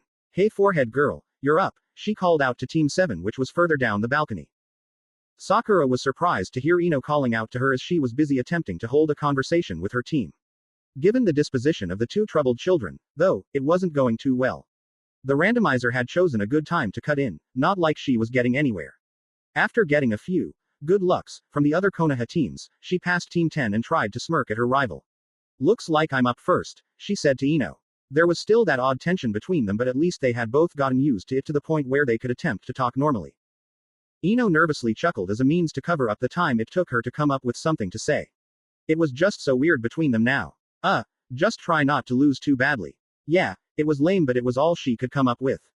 Sakura uncomfortably laughed and mumbled some remark about not losing at all before she walked past the group. Everyone noticed the overall weirdness of the exchange but Ino's sour mood stalled any questions they might have had. Down on the floor, Hayate was finally announcing the match. Ahem, and now for the third match of the Chunin preliminaries.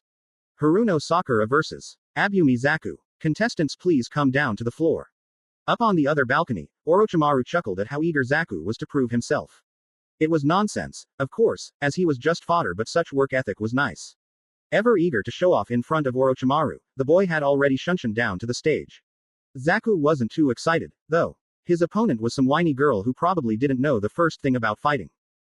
Damn it, can't you give me someone better? He asked Hayate. I won't even break a sweat with this girl. Sakura's eyes narrowed at the little brat standing across from her. Won't even break a sweat. Oh yeah, heads were going to roll. Subtly, she traced a finger of the single scroll hanging off her belt. This would be a good test, actually. What's wrong? You don't want to get beat by me in front of your team. She taunted, trying to provoke a reaction. The plan worked as Zaku wheeled around with a fierce look in his eye. What was that? You wish you had a chance against me. Watching these two rile each other up was particularly annoying to the ever-ill examiner. It was times like this Hayate felt more like a boxing referee than a teacher.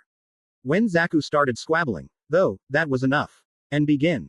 The sudden start caught both genin by surprise. Sakura responded by leaping back from her opponent while Zaku started charging a jutsu. Before Sakura could react, a blast of air sent her flying into the wall with a harsh thud.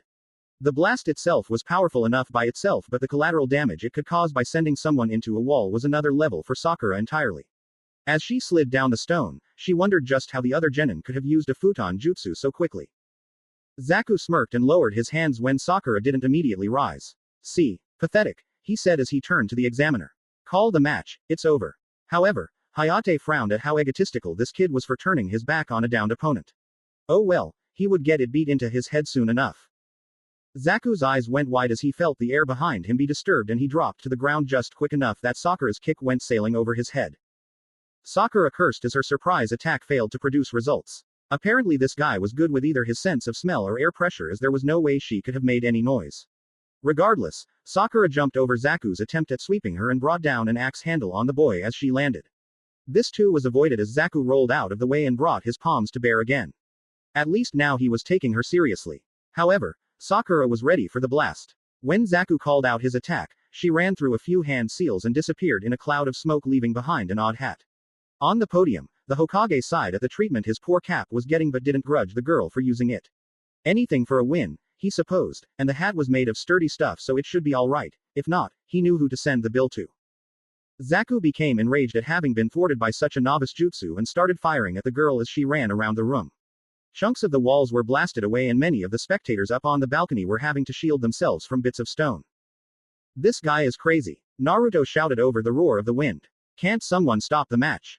Ino, however, was doing her best to keep watching the floor through squinted eyes.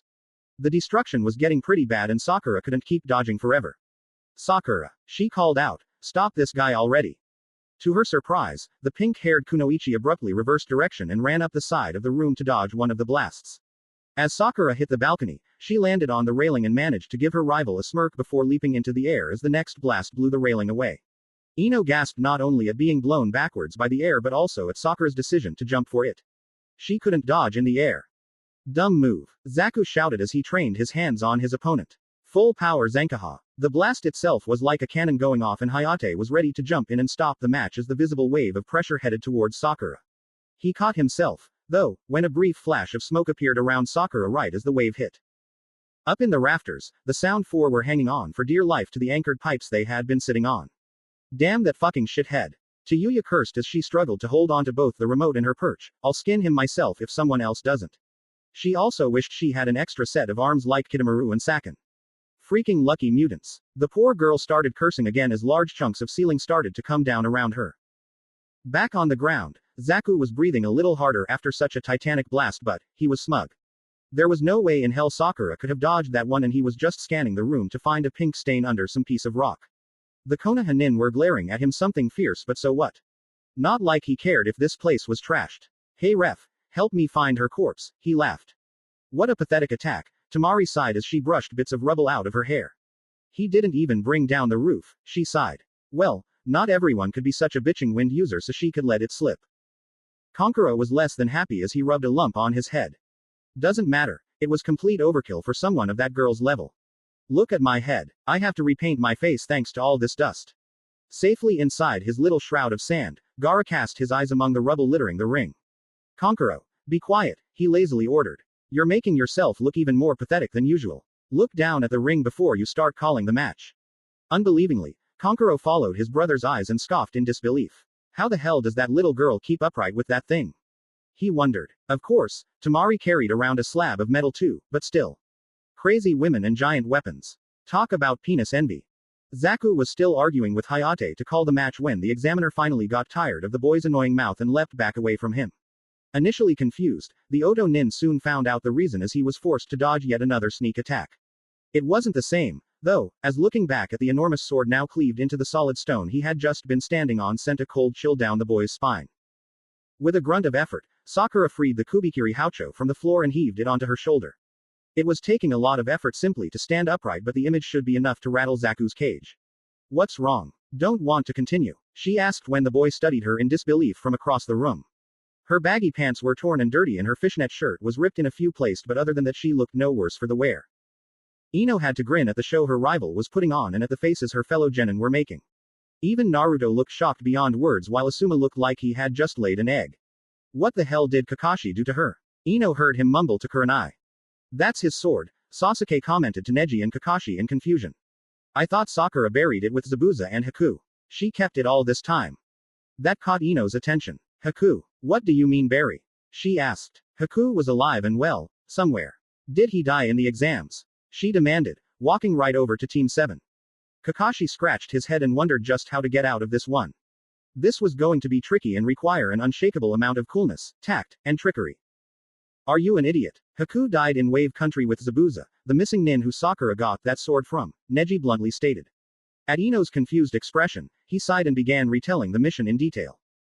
Or someone could come right out and say it. That would work too, Kakashi mused. Although he was glad it was Neji that did it so he could avoid the wrath of Sakura when she found out. Of course, judging by the ever-increasing killing intent coming off of Ino, the Junin wondered if Sakura would be in any shape to take vengeance. Zaku shifted slightly on his feet. This was, well, it wasn't bad, he wouldn't admit that it was bad, but the situation had just gotten interesting. He should have guessed that this Kunoichi would have some kind of trump card she wasn't showing based on how rudimentary her jutsu was. I bet you can't hold the thing up much longer, he stated, stretching out his hands. Doesn't matter, I'll just blow it away. Zankaha. Sakura quickly wedged the blade into the cracked stone of the ring and stood behind it as the blast overtook her position. Just like before, the sword absorbed and diverted the wind, acting as a nice shield with little physical effort on her behalf. This was one of the styles she had come up with while recovering from her fight with Ino, large-scale shielding with the Kubikiri Haucho. As the debris flew by, Sakura picked a small rock out of the air and formulated a plan. Eventually, Zaku's chakra started to wane and he was forced to cut the pressure. The second he did, Sakura ran from behind the Zanbato. As fast as her legs could carry her. Already Zaku was leaping into the air to recover, but Sakura followed him up. When she completely lifted off the ground, the Oto Genin smirked and aimed his palms at her, relishing the success of his little feint. However, that happiness soon turned back into frustration as he watched his opponent turn into that damned sword as the wind hit her. This girl was annoyingly good at Kawarimi no Jutsu. Damn you, stay still. Zaku shouted as he watched the Zanbato fly wildly in the violent winds he produced. It ended up nearly skewering Choji up on the balcony and even cut through his trademark bag of chips. Come out and fight, you bye. Zaku's rant was rudely interrupted when a small chunk of ceiling careened into his head, stopping his attack along with making his brain ring inside his skull. Zaku was so rattled by the sudden attack that he couldn't control his landing and ended up falling into a pile of rubble. Sakura hopped over the large piece of stone she had been using for cover and made her way over to the battered genin.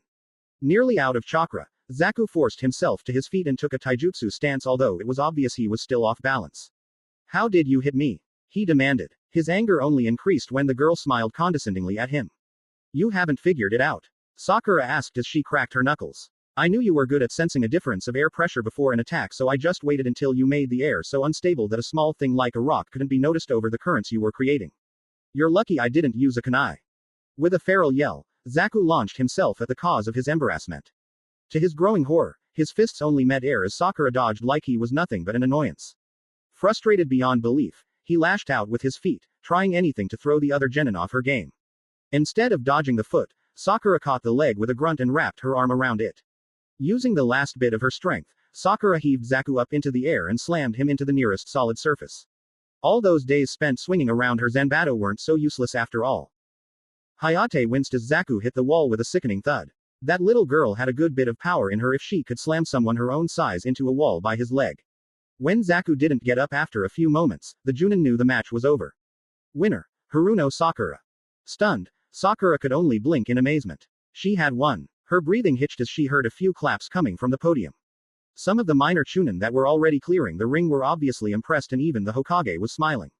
Too bad about his hat, though. With a definite spring in her step, Sakura thanked the ref and started back up to her team. As she passed Team 10, Asuma grinned and handed back her Zanbato while Choji was still shaking over in the corner. Ino, though, wasn't with her team, and Sakura spotted her over by Sasuke and Neji. Kakashi chuckled at his student's match. This was the first time he had seen just what Sakura had come up with while she was in the hospital. A style that used the sword more as a tool than a weapon, pretty clever. However, when he glanced at Ino, the Junin had to wonder just how much of a dampener she would put on Sakura's victory. His worry came for nothing, surprisingly, as Ino rushed up to Sakura and wrapped her in a tight embrace that seemed to shock the pink-haired girl almost as much as everyone else. Good job, forehead girl. Ino squealed. Oh yeah, something was wrong, Sakura told herself. Still, she had to admit it was nice to be held like this, maybe a bit too nice. Startled at the thought, Sakura wiggled her way out of the glomp. Thanks Ino, Sakura managed to reply despite her embarrassment. It wasn't that hard. Ino smiled back with as much sincerity as she could currently muster. That's it, lull Sakura into a false sense of security and then spring it on her. 'Twas a brilliant plan, and Ino congratulated herself on thinking it up on such short notice. So, Sakura thought she could get some kicks from messing around with her feelings like she had been the last few days, huh? Forehead girl was going to find out just how far a Yamanaka would go in getting even. Get all cozy with me, will she? Ino thought to herself. I bet she really thought a lot of herself after she tricked me like that. Probably had a good laugh about it. Well, if Sakura wanted to see how far she could take it, then fine, turning the tables it is. Just as soon as Sakura tried to pull that henge trick again, the war would commence. Back up on the rafters, the Sound Four were just finishing up strengthening their seal. That last little wind jolt had taken out one of the anchors. Nothing too serious, but it would require a bit of work to fix so that the entire jutsu didn't collapse. Conversation, though, obviously wasn't too distracting from the process. I can't believe that little girl won, Kitamaru mumbled. He had really wanted to see her get aquashed. Damn, Zaku couldn't even kill a genin. No wonder he was picked for the exam, he wouldn't have to hold back any. Chiyuya had to agree, but that Sakura girl had put on a bit of a show herself. Of course, Kitamaru probably had something nasty already planned out to finish the girl off, so it wasn't a big deal. She might have to remind him and keep him focused, though. As an afterthought, the redhead glanced down at Orochimaru, expecting to see him somewhat upset. Instead, what Chiyuya saw surprised her enough that she didn't notice Sakin sneak the remote out from under a rock and start typing. Kabuto, make a note of that girl, the Sannin stated with a small smirk. A kunoichi with talent, what a rare thing. Orochimaru would have to see if she would make a decent candidate for something more useful in the near future. After all, his own forces were sure to be depleted in a few days. The undercover Oto Nin shrugged and took out Sakura's Nin card. A few pokes of chakra and it was overridden, the perfect reminder when they started to weed people out. Kabuto could tell why Orochimaru would be interested in the girl, but he didn't think she was noteworthy. Zaku was only an idiot, after all. Still, slap a seal on the girl and she might be worth something should she survive. Speaking of the battles, those matches were getting pretty weird. It was almost as if someone were rigging them, nah. Back up on the balcony overlooking the ring, Asuma lit up a cigarette. Well, that wasn't too bad of a fight. Like Kurenai and the majority of Konoha Chunin, he wondered just what Kakashi had done for Sakura to get her up to that level. The former Anbu captain used to be well known for his strict training regiments and flawless mission record, but those days were long past, or so he had thought. Well, maybe it was exaggerated considering how much Sakura had improved in just one short year. The electronic beeping of the randomizer caught the Junin's attention and he let out a large cloud of smoke. Ino, heads up, he called out. The young girl stopped talking to Sakura to look up and she grinned. That wasn't good for whoever was fighting her. Asuma noticed something brewing underneath the manic personality his student usually sported and it made him shiver. A plotting Yamanaka was never a good thing. Finally, Ino happily sighed as she bounded down to the ring. Normally she wouldn't want to fight in such a limited fashion, but this was a very special case. Something she'd been looking forward to since the academy. I'm going to show you how to fight, forehead girl, she called out, much to the chagrin of her opponent who had joined her at the ring. Kiba literally growled at the kunoichi as she jovially waved back to her friends. You think you're hot shit now, huh? He asked. The Inuzuka was beyond pissed at not getting to fight Naruto. Still, Naruto had helped Ino at the academy, so it would kinda be the same thing. I don't even need Akamaru for this, you're just a woman after all. Behind him, he could literally feel Hinata glaring at him. Shit, didn't she threaten to snip snip the next time he said something sexist? Kiba had to force himself not to whimper at the very thought. Maybe if he took out Ino quick enough, Hinata would forget about it. Worth a shot. Inuzuka Kiba vs. Yamanaka Ino. Begin. Hayate called out as he let the match get underway. Kiba instantly rushed towards Ino, hoping to end the fight with one punch. It was just Ino, no matter how smug she looked. It was a shock, then, when Ino's hair grabbed his fist just as it approached her face. With a deft twist of her head, Kiba was flipped over onto his back several feet away and left to wonder just what the hell had happened to him. When he jumped back to his feet, he saw just exactly he had run into. As Ino's hair, alive? Sakura asked aloud. It sure looked that way. Even though they had gotten into it a few days ago, as the constantly itchy scar on her throat reminded her, Ino hadn't used her hair this much.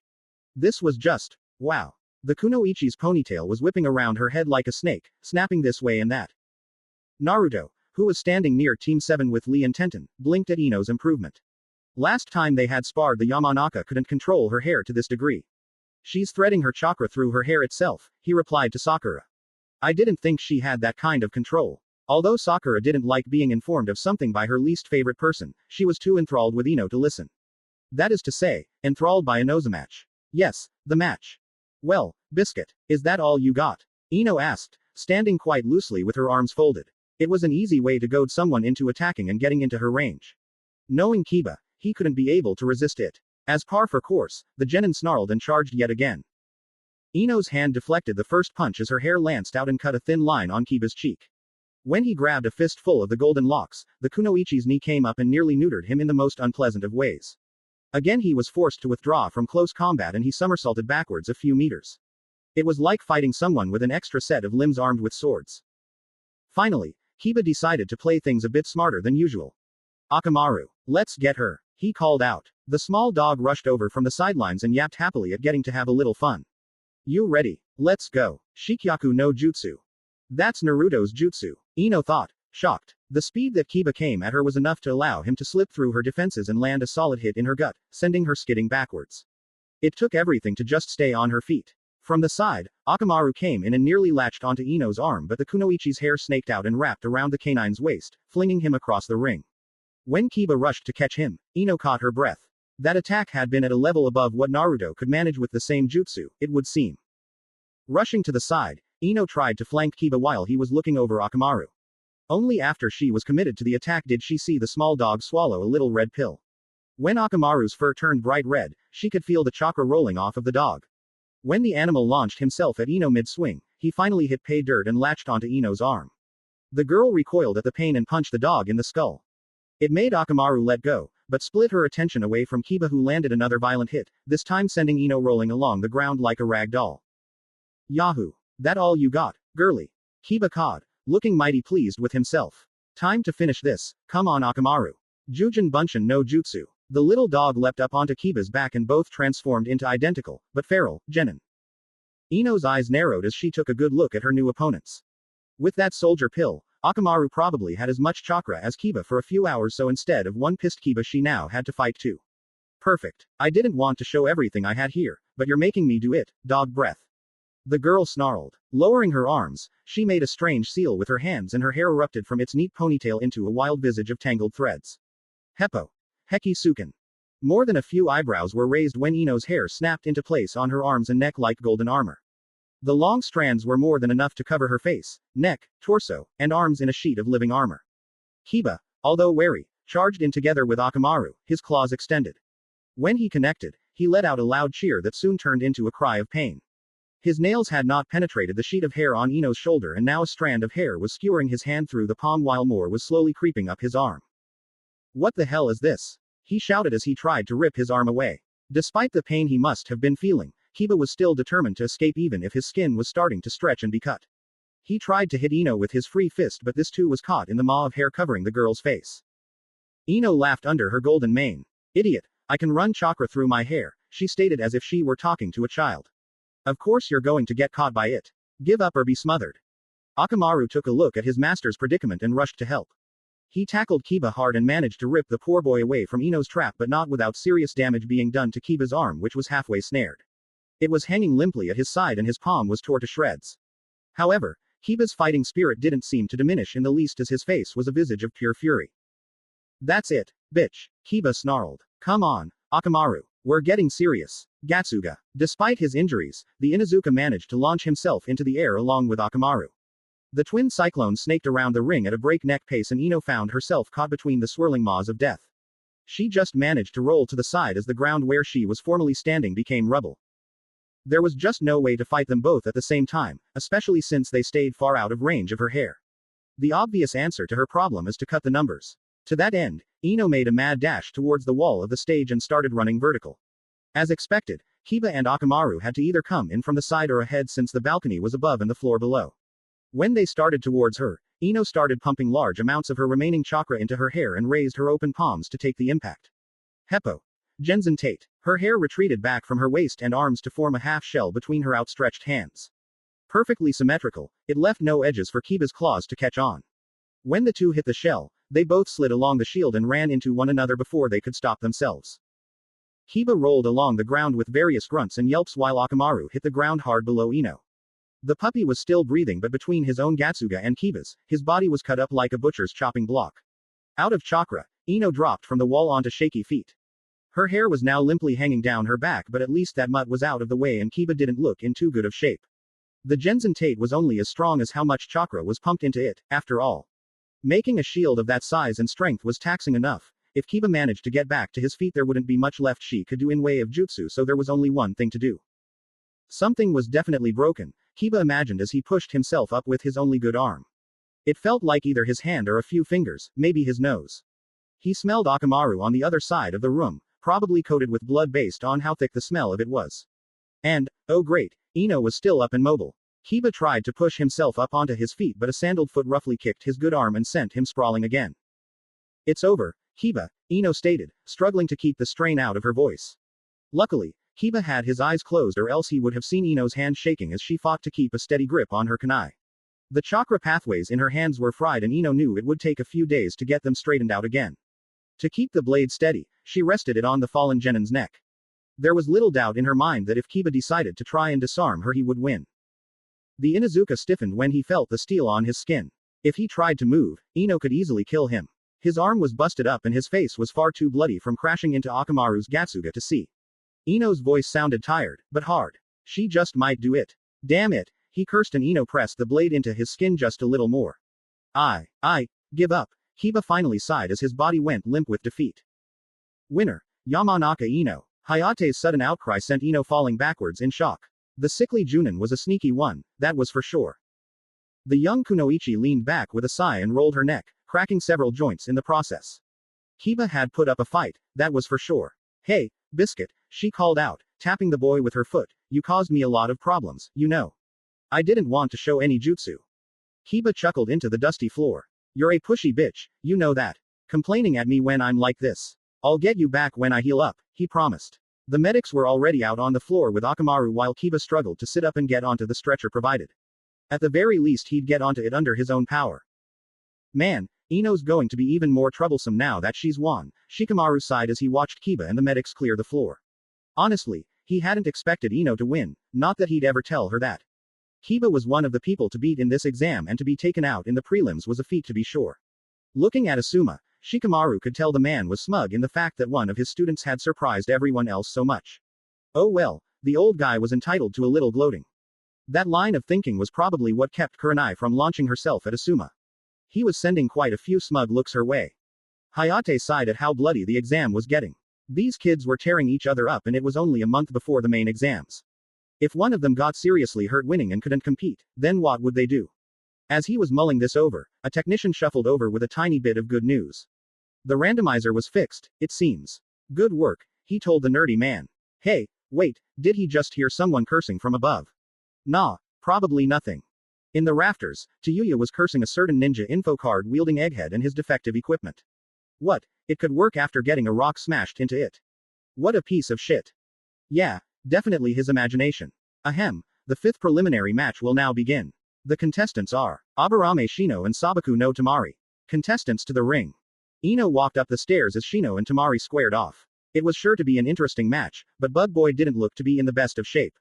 Hell, half his coat was burnt off. Wonder how that happened. The Kunoichi mused. Good match, Ino, Sakura complimented. Her voice was so quiet that the tired Yamanaka almost didn't hear her. However, in line with the plan to get back at Sakura for tricking her, Ino forced a smile and leaned on the nearby rail to speak with her pink-haired rival. Ah, it was nothing too bad. Just used up too much chakra, Ino said, dismissing of Kiba's performance. In all, it had been a pretty bad slugfest. Her face was puffed up quite a lot and she was certain her right eye was black. At least her retina hadn't ruptured. Dog Biscuit talks a better game than anything. She poignantly ignored the blank looks of her team as she double-checked the stitches on her neck. That one hit Kiba had gotten in had busted a few, nothing a medic couldn't fix later, though. A sharp blast of wind interrupted the conversation and Ino looked over her shoulder at the fight. Shino's bugs were chasing the buff-looking Kunoichi all around the ring, but when they would almost get close enough to catch her, Tamari would blast them away with her fan. Bad match for Shino, Sakura commented and Ino had to agree. He looks pretty rough before the match even started, though. I wonder what happened. A few feet away, Naruto stifled a chuckle. Of course, it drew most everyone's attention and the blonde rubbed the back of his neck, embarrassed. Nothing. Honest, he defended. The smile on his face gave him away, though. Yeah, you're lying, Naruto, Ino accused. You know something. At fist, the other genin wasn't going to answer, but when Kurenai pinned him with her freaky eyes he cracked. Not like anyone could stand up to those freaky eyes. Spooky. It's really not anything big, I just ran into his team in the forest, Naruto admitted. Burnt up a few of Shino's bugs and Maborofed up Kiba a little. Kurenai rolled her eyes and glared at Guy. The other Junin, as youthful as he was, made a point to look anywhere but at the annoyed Kunoichi.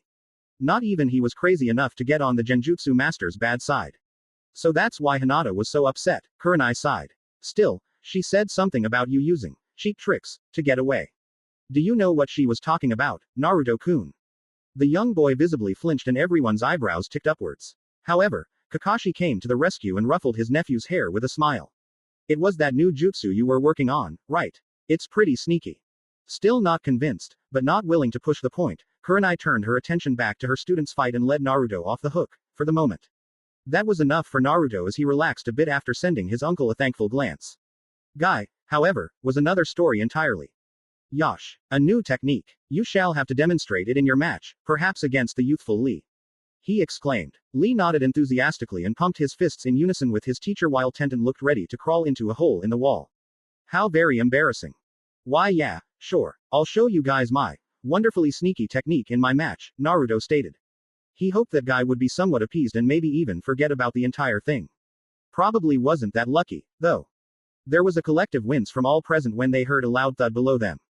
A quick check confirmed that it was Shino who was now being scrapped off of the wall by medics. Apparently Tamari had finally caught him with one of her blasts. Now there was a nice Shino-shaped indention in the wall to add to all the other damage. At least it was a cool indention. Hinata frowned at the sad display her teammates had shown. First Kiba loses to Yamanaka Ino of all people and now Shino lost to some foreign Kunoichi. What did that say about her leadership abilities? Well, the battles were one-on-one so it's not like she had direct control over the action. Still, it was a bitter pill to swallow. The Hyuga heiress gripped the railing as she watched the medics carry Shino away. The only thing left to do was to win her own match with overwhelming superiority. It was the only way to restore some semblance of honor to Team 8. We will now begin the sixth match. Hayate called out. With the randomizer working correctly, the matches can proceed normally. The computer started to randomize from the remaining names before two more came up. Finally, a nice, quiet match. Ama Tenten vs. Sabaku no Konkuro. Contestants to the ring.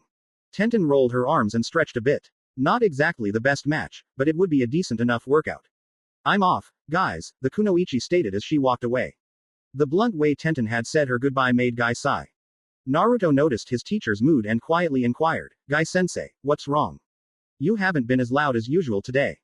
The Junin scratched his head and debated whether or not to put on a fake smile. No point, he imagined, as Naruto was a prospective student. Tenten has been acting detached, he admitted only as loud as needed. It was a strange thing to hear Guy being so subdued. You've noticed, right? I don't know what's wrong with her. With a contemplative hum, Naruto nodded at his teacher and headed over his teammate. Tenten was already off the stairs when he caught up. Tenten, wait up a second, he called out. The kunoichi paused and regarded the blonde for a moment as he ran up to her. When it became obvious she was waiting on him to speak first, Naruto said, I didn't get to tell you something. Don't lose. The girl chuckled at the blunt statement, ignoring the impatient look Hayate was giving her. That's it. I'm not going to lose, come on.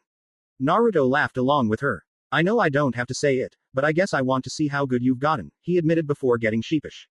Hey, we've all been a little secretive with our training, you know. Team 2 is the best team with the best people. We have to give everyone a good show if we're matched up. Wipe the floor with this guy. To say that Tenten was stunned would be a mild description.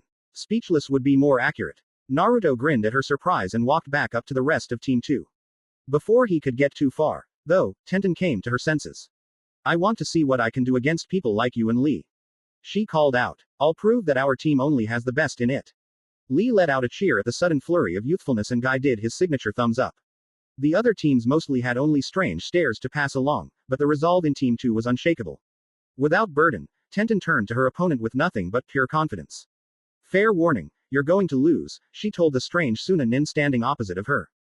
For his part, Kankuro was content to simply let all the dramatics get out of the way. Tamari had won her match and Gaara was a guaranteed thing so he couldn't fail here. The mission called for as many agents to get into the competition as possible. Orochimaru's group didn't look to be in very good condition so it would be up to Suna. As he directed Karasu to place him on the floor, Kankuro wondered just what kind of specialty this girl had. She didn't seem too remarkable. The sixth match of the Chunin preliminaries will now commence, Hayate informed the room. Contestants. Begin. Tenten immediately leapt backwards as she unleashed a hail of kunai at the Suna Nin. Lucky for Kankuro all of the projectiles were aimed at Karasu rather than himself, but it told him a few things. This girl was obviously a long-range fighter so she shouldn't be too good at taijutsu. While Kankuro himself wasn't the best hand-to-hand fighter, his direction of Karasu would work to his advantage. The puppet easily deflected the kunai with little damage so hopefully the girl would assume that he was a close-range type that wore armor. The next barrage came from above and Karasu dodged to the side, away from Kankuro. The puppet charged in towards Tenten and the live kunoichi dodged a punch aimed at her skull. How the hell was this guy so fast, she wondered. Still, he was probably a taijutsu type despite how pudgy he looked. No problem, Tenten thought with a smirk. When the Suna Nin came in once again, Tenten weaved around the kick and swept out his legs. Taijutsu wasn't her best forte, but being in Team 2 had really drove the point home that she needed it. Also, how could a future Hokage not be good at everything? Karasu almost didn't get vertical fast enough to dodge the spear aimed at his shoulder. From his forgotten position on the floor wrapped up like a mummy, Kankuro watched Tenten discard the scroll she had just summoned her weapon from. What was it with this village and weapons? Judging from just how many scrolls he saw in Tenten's pouch, he was in for a long fight if he simply waited for her to run out of tools. Basing how much she was pushing his puppet around, Kankuro knew that Karasu would break or be discovered before that happened. Well, there were still a few tricks to deal with her. Tenten grunted with effort as another spear thrust was blocked by this crazy guy's arm. It was like the force wasn't even bothering him. Some sort of pain-suppressing pill or excellent armor, probably. Regardless, a clean hit on the face, neck, or torso would put him down. Firstly, his movement would have to be restricted. Suddenly backpedaling, Tenten tossed her spear at the Suna Nin. As expected, he swatted it away but he didn't catch the thin wire Tenten had attached. As it wedged itself in the floor several feet away, the kunoichi started running in circles to wrap the ninja up. The first signs of trouble for Kankuro came from the sluggish response he was getting from his puppet. Being so far away, he couldn't see the thin wires that were now blocking its movement but the fact that he was having trouble was a sign enough that things were bad. Tenten pulled taunt just in time to catch the puppet before it could leap upwards to avoid the attack, binding it to the ground. Got you, the kunoichi declared with a smile. That wasn't too bad, actually. She pulled out kunai and walked up to the bound puppet. You better give up before your struggling makes those wires start to cut.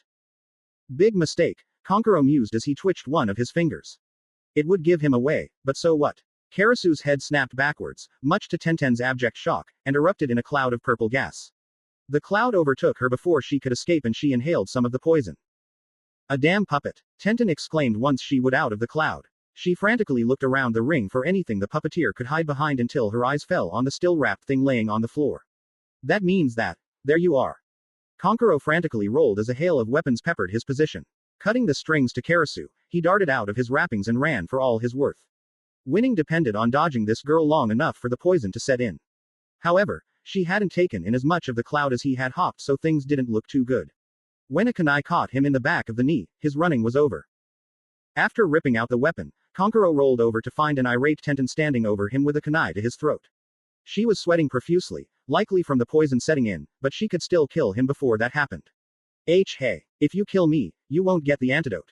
Konkuro reasoned. When Tenten drew back a bit, he pushed his luck farther. Give up and I'll give it to you. Kill me and you die. Simple as that. The Suna Nin let out a small chuckle when Tenten drew back. That's more like it, he sighed as he got back to his feet. The wound in his leg was shallow and would probably heal before the main event matches. Perfect. Now, call that examiner over here and all. Tenten's fist roughly cut the other genin off. Konkuro's head snapped back almost as much as his puppets before he hit the ground and skidded a few feet before coming to rest. He fought to lift his head off the ground and practically snarled, "What the hell? Do you want to die?"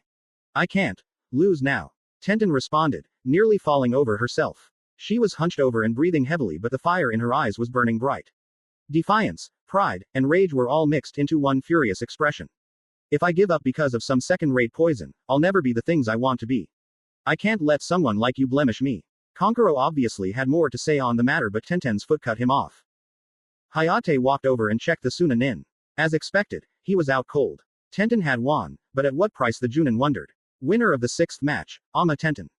Most of the cheers were coming from her team, but Tenten didn't care.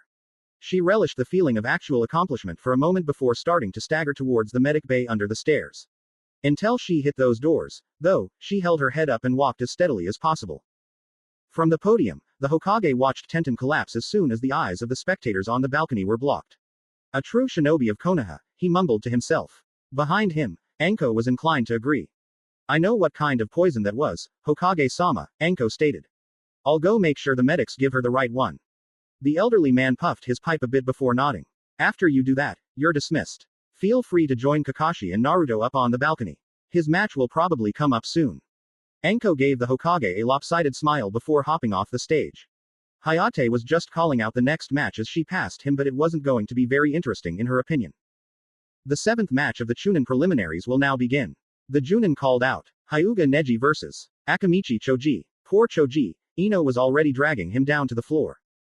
As the match was trying to get underway, Choji was surprisingly good at holding onto the railing. Naruto wandered down to the medical bay. He knew he should probably watch Neji fight in order to deal with Hinata later on, but Tenten had been in rough shape. When he saw Anko coming as well, he fell in beside his favorite Junin. Hubby-chan, what are you doing? He asked. Don't you have examiner stuff or something? Not that he was complaining. Any chance to see Anko was a good one. She seemed to be in a decent mood, as well, which was always a plus. The special Junin glanced at her unofficial student with blank eyes. Her fight with Orochimaru had opened doors that she had firmly shut over a year ago during their little escapade with Uchiha Itachi, and she was in no way wanting to go to that place again.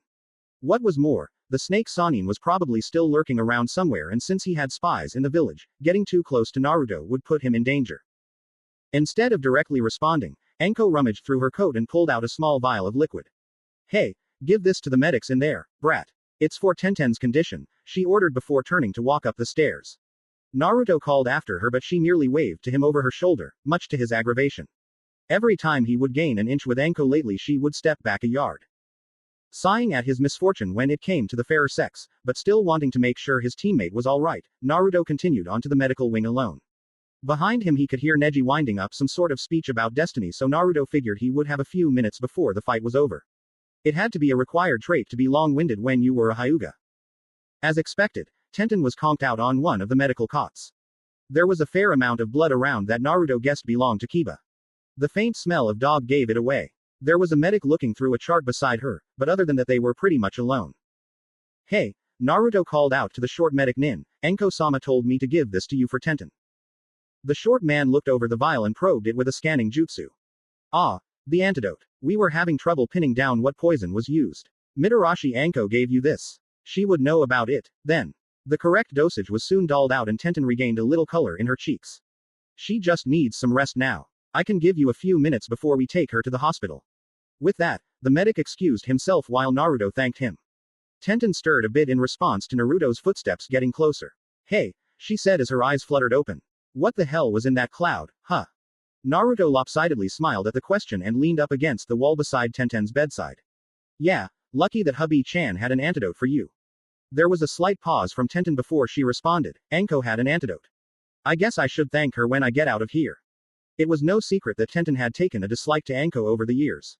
The older woman never fit her idea of a model kunoichi. Still, Anko was always around for a good lesson and, as shown here, versed on some of the more advanced things to know.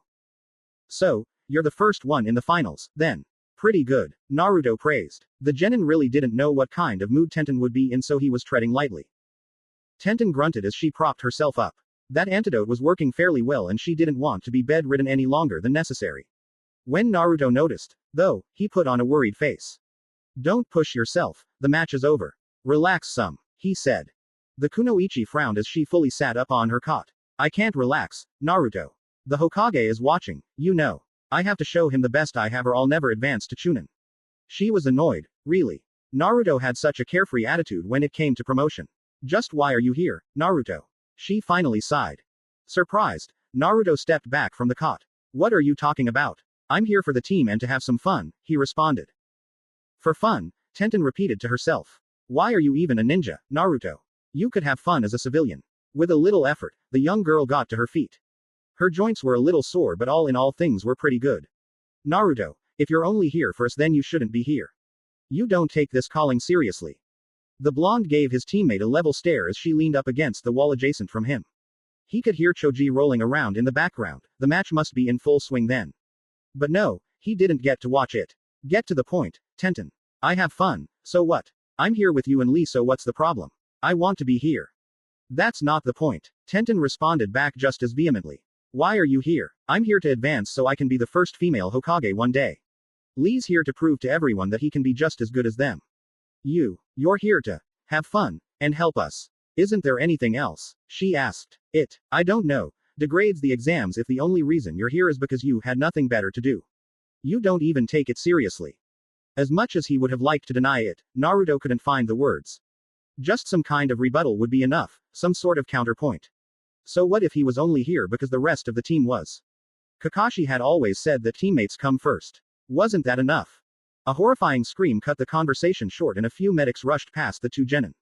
Naruto leaned back so he could look at the ring and immediately wished he didn't. The entire place had gained a red tint and the smell of blood was overwhelming. In the middle of the ring, the stoic Gaara was just beginning to walk away from a scowling Hayate. Oddly, while everyone else had at least a little blood on them, Gaara was clean. What is it? Tenten asked as she walked over to Naruto so she could get a look. When she did, her reaction was much the same as her teammates. It was a bloodbath, she said to herself. She looked away when the medics brought in what was left of Gaara's opponent. Even with the blanket over the body, both genin recognized the crushed metal construct on the limp arm that was hanging from the stretcher. He was that Oto Nin, Naruto stated. It was a member of the team Tayuya had told him to watch out for and he was mangled so badly. Just what the hell was Gaara? Bet you're glad you got his teammate instead of him, huh? He asked Tenten with a laugh. The young girl didn't answer but instead took a deep breath and started walking past a confused Naruto. If I have to fight him, I will, she stated before she was out of doorway. See, that's what's different about us. I'd fight someone like Gaara for my dream. Lee would too, you know. Why would you fight him? For fun, she asked. With a sigh, she shook her head and walked out of view. I'll see you up on the balcony, were her final words her teammate heard. Naruto stared off into the space Tenten had occupied long after she was gone. She didn't have a point, did she? No way Tenten would willingly fight something that could splatter her all over the place.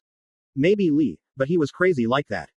What does she know? Naruto asked himself. Tenten had been the one pulling the least slack in the team recently.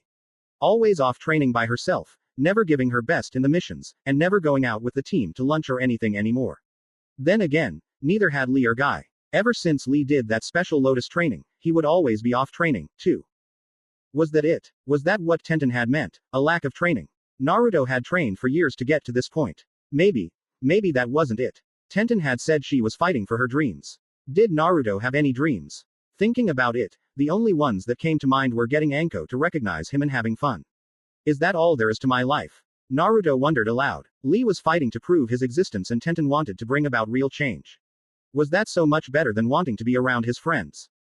No, Tenten's right. I could do that as a civilian, Naruto admitted. Darn her for bringing this up in the middle of the exam. There had to be more to it, there just had to be. When he thought about it, though, Naruto found he hadn't really worked hard to get where he was. His academy grades were average and he would never work on the things he didn't want to. That was probably why his taijutsu and genjutsu skills were sorely lacking. Just picking up flashy jutsu to look impressive and show off, basically. Damn pathetic, Naruto snarled as he slammed his fist into the wall of the infirmary. Hayate's voice cut through the cloud of anger fogging the boy's mind long enough for Naruto to recognize Lee's name being called. With his lips a grim line, the Uchiha walked to the hallway leading to the ring to watch his teammates match. Naruto just wasn't ready to join the others up on the balcony. Lee's opponent, one of Kabuto's teammates, strolled down the stairs. He was a strange one, Naruto noted. The Sharingan wasn't even needed for Naruto to tell that this genin's movements were strange. More fluid, live, not used to being held in check for some reason. Still, despite whatever strange physical condition this guy had, Naruto knew his teammate would win. Indeed, as he jumped down from the railing amid shouts of encouragement from Guy, Lee looked confident. Was this what Tenten was talking about? Some kind of purpose for continuing on that he lacked? As the opening blows started, Naruto couldn't help but compare the competition here to his own past fights. Sakura, Ino, Sasuke, and even Shikamaru looked driven, the latter even if he didn't show it during the match. What made them fight so hard? Ino had been his friend for over a year now and she didn't ever seem particularly motivated. Well, except when it came to training or Sasuke. She would be like Lee, then. Trying to show everyone what she could do and train to do so. Wasn't that what he was doing? Naruto wondered. Somehow, it didn't have the same ring to it. The match was progressing quickly. Lee, not even bothering to take off his weights, was dominating his opponent. Masumi, as Naruto expected, was fighting by dislocating his bones and using them as a surprisingly good grappling style. Unfortunately for him, Lee was much too fast to be caught. Masumi would probably only last another few minutes before his body couldn't take any more punishment. The confident look on Lee's face hadn't left yet, not even when a lucky hit would land. Smiling through the bruises, as it were. Is that because his purpose is driving him forward? Naruto wondered. Wanting to be with friends and help them couldn't give Lee that kind of drive. No, only a real purpose could push someone that far. All the thinking was starting to rattle Naruto's brain, so the young genin decided to just enjoy the fight and put all this destiny business on the back burner for the time being. Somehow, Masumi managed to wrap his limbs around Lee's leg and the boy was doing his best to shake the creepy genin off. It was kind of pathetic, really. Lee had both hands on the ground and a leg up in the air, shaking it madly. Finally, gravity and frantic shaking disrupted Masumi's hold on his opponent and he was sent up into the air. Naruto winced as Lee caught him with a devastating uppercut on the way down. It was a really good thing that the poor genin didn't have many bones, at least his jaw would heal quicker. Who needs to fight with a purpose when all these guys suck? Naruto wondered. Yeah, this wouldn't be too bad. If he could catch another Masumi there wouldn't be a problem at all. He could simply trounce him and move on. Now, who was left that hadn't fought yet? Quote. This next mock should be good, Kurenai mused, trying to sound nonchalant. It didn't work, of course, as Kurenai had as much acting ability as Anko had patience. There was a reason she had studied so hard with genjutsu, after all. It'll be a bloodbath, Anko declared with a happy chirp. The joy with which she replied caused most of the genin took a solid step away from the insane Junin. Oh come on, this exam has been lacking in blood and guts. That Gaara head job has the right idea. The woman defended when she noticed a few of the looks. Kakashi shuddered at how happy Anko was at the prospect of blood. Anko, sometimes I really worry. Kakashi started. About me? She asked, cutting him off. No, about how much random crazy you can transfer to other people per hour. With you and the Suna team here, I think we might be overexposed. That little comedic gem earned Kakashi a solid punch in the head. Most everyone agreed with him, however, but they avoided saying as much. No one needed more injuries to add to the ones they already had. Sadly, Anko's assault was interrupted by an impromptu visit by an unconscious Masumi. The poor genin had been completely knocked out of the ring by Lee's last attack. Fortunately for him, though, Kakashi's head was there to break his fall. Anko sniffed and dusted her hands. She simply said, "Karma. It's a bitch," before rolling Masumi off of his landing pad. The Junin grumbled as he got back up, wincing when Guy started cheering right next to his ear. Loudly. Guy, I think he can hear you even if you're not that loud. But we must cheer. The overwhelming youth from my team is threatening to devour this entire building with its burning passion. In Guy world, that made sense. Everyone else simply took another collective step away from yet another crazy Junin. With that, Naruto stepped out of the shadows of the hallway and clapped for his friend. Easy match, right? He asked as Lee walked up to him. Too bad you didn't get someone interesting. Lee shook his head, happy as could be. This was a great fight. My opponent put his all into the match and that's all that matters. I must go congratulate him, not mock.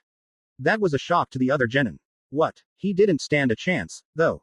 Didn't you want to show off a little? I know you and Guy-sensei were working on something special, Naruto pointed out. If it were him in that match, Naruto would have been upset with the pathetic showing that Masumi had presented. Naruto-kun, so long as both of us put our all into what we believe in, the match was a success, Lee stated in a rare quiet tone.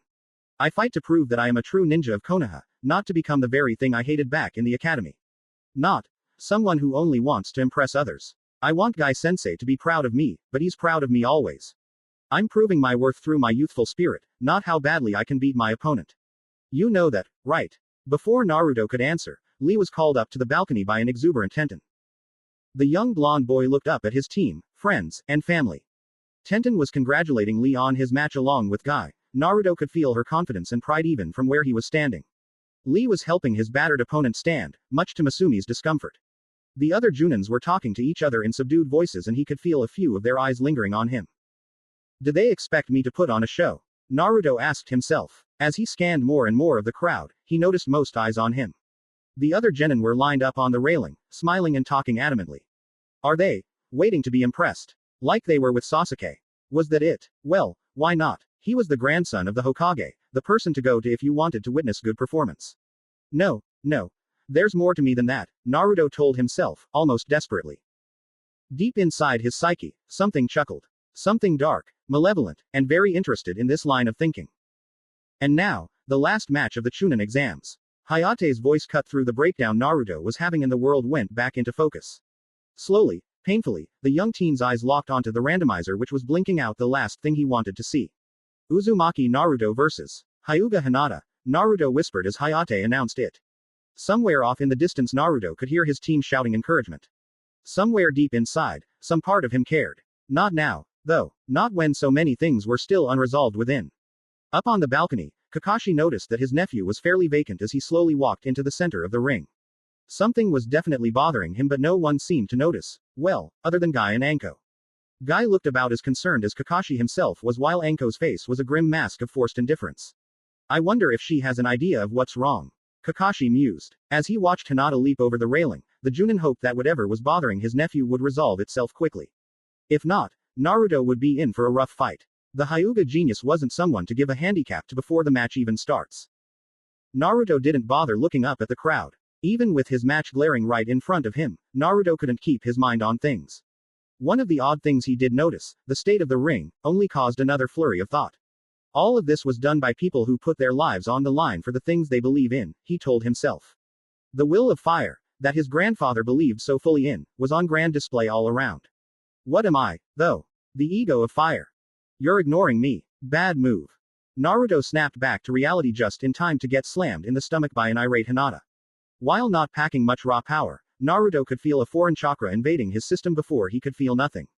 On instinct, his body moved to block the follow-up and he leapt back to add some distance. Jukin, Naruto snarled once he landed. So, one of his chakra points had been sealed by that hit. From the way Hinata was frowning, the Uchiha guessed that she had missed her mark. Judging from the position of the blow, it was probably a major organ. No kitty gloves this time, it seemed. How boring, trying to end the fight with one hit. No way. Hinata scoffed as Naruto took stance. That is a pathetic style you're using. It's academy level in the hands of someone with talent, with you it's nothing but an open door to pain. She could see, with her eyes, that Naruto was subtly adjusting his chakra to reinforce the area she had hit. He had talent with chakra, although that might be more a gift of his blood than any real ability. You make us, the true geniuses of Konoha, look pathetic. Show some breeding. With an audible growl, Naruto blindly charged. It was extremely dumb, but all the boy could see was red at the moment. What would you know? He demanded as Hinata ducked out of the way of his strikes. With every dodge, Naruto was getting more and more wound up and it showed in the ferocity of his attacks, even if they did lack the ability to hit his opponent. How could someone like you be a genius? The Hyuga heiress sneered as she swatted Naruto's fist out of her way. You aren't even thinking, are you? A few taps to the boy's legs sent him to the ground. Look at yourself. How could someone like you be from that family? A disgrace. Yes, a disgrace, Naruto's mind yelled. This is what everyone must be thinking at this point. His team, his friends, his family, Anko, all of them. That's why Anko doesn't want to be around me anymore, Naruto told himself. I live for absolutely nothing. What the hell is Naruto doing? Anko snarled as she leaned over the railing to get a better look. Idiot. He can't fight like that against her. Her worry only increased when Hinata's fists took on the eerie blue tint of chakra. Damn it. Move, Anko shouted. Her shout, however, did not reach Naruto in time. Hinata's palms connected squarely with the boy's shoulders, knocking him back into the ring's wall. Slowly and without resistance, Naruto slid downwards until he was sitting with the wall propping him up. Staring down at the floor, the young genin didn't even respond to the stinging now searing up both arms. Hinata flicked her head in disdain. Yes, why don't you move, she taunted, laughing when Naruto didn't respond. How sad, you can't do anything, can you? Not even with a Junin trying to coach you from the sidelines. Just like a child playing a game, you have no idea what you're doing.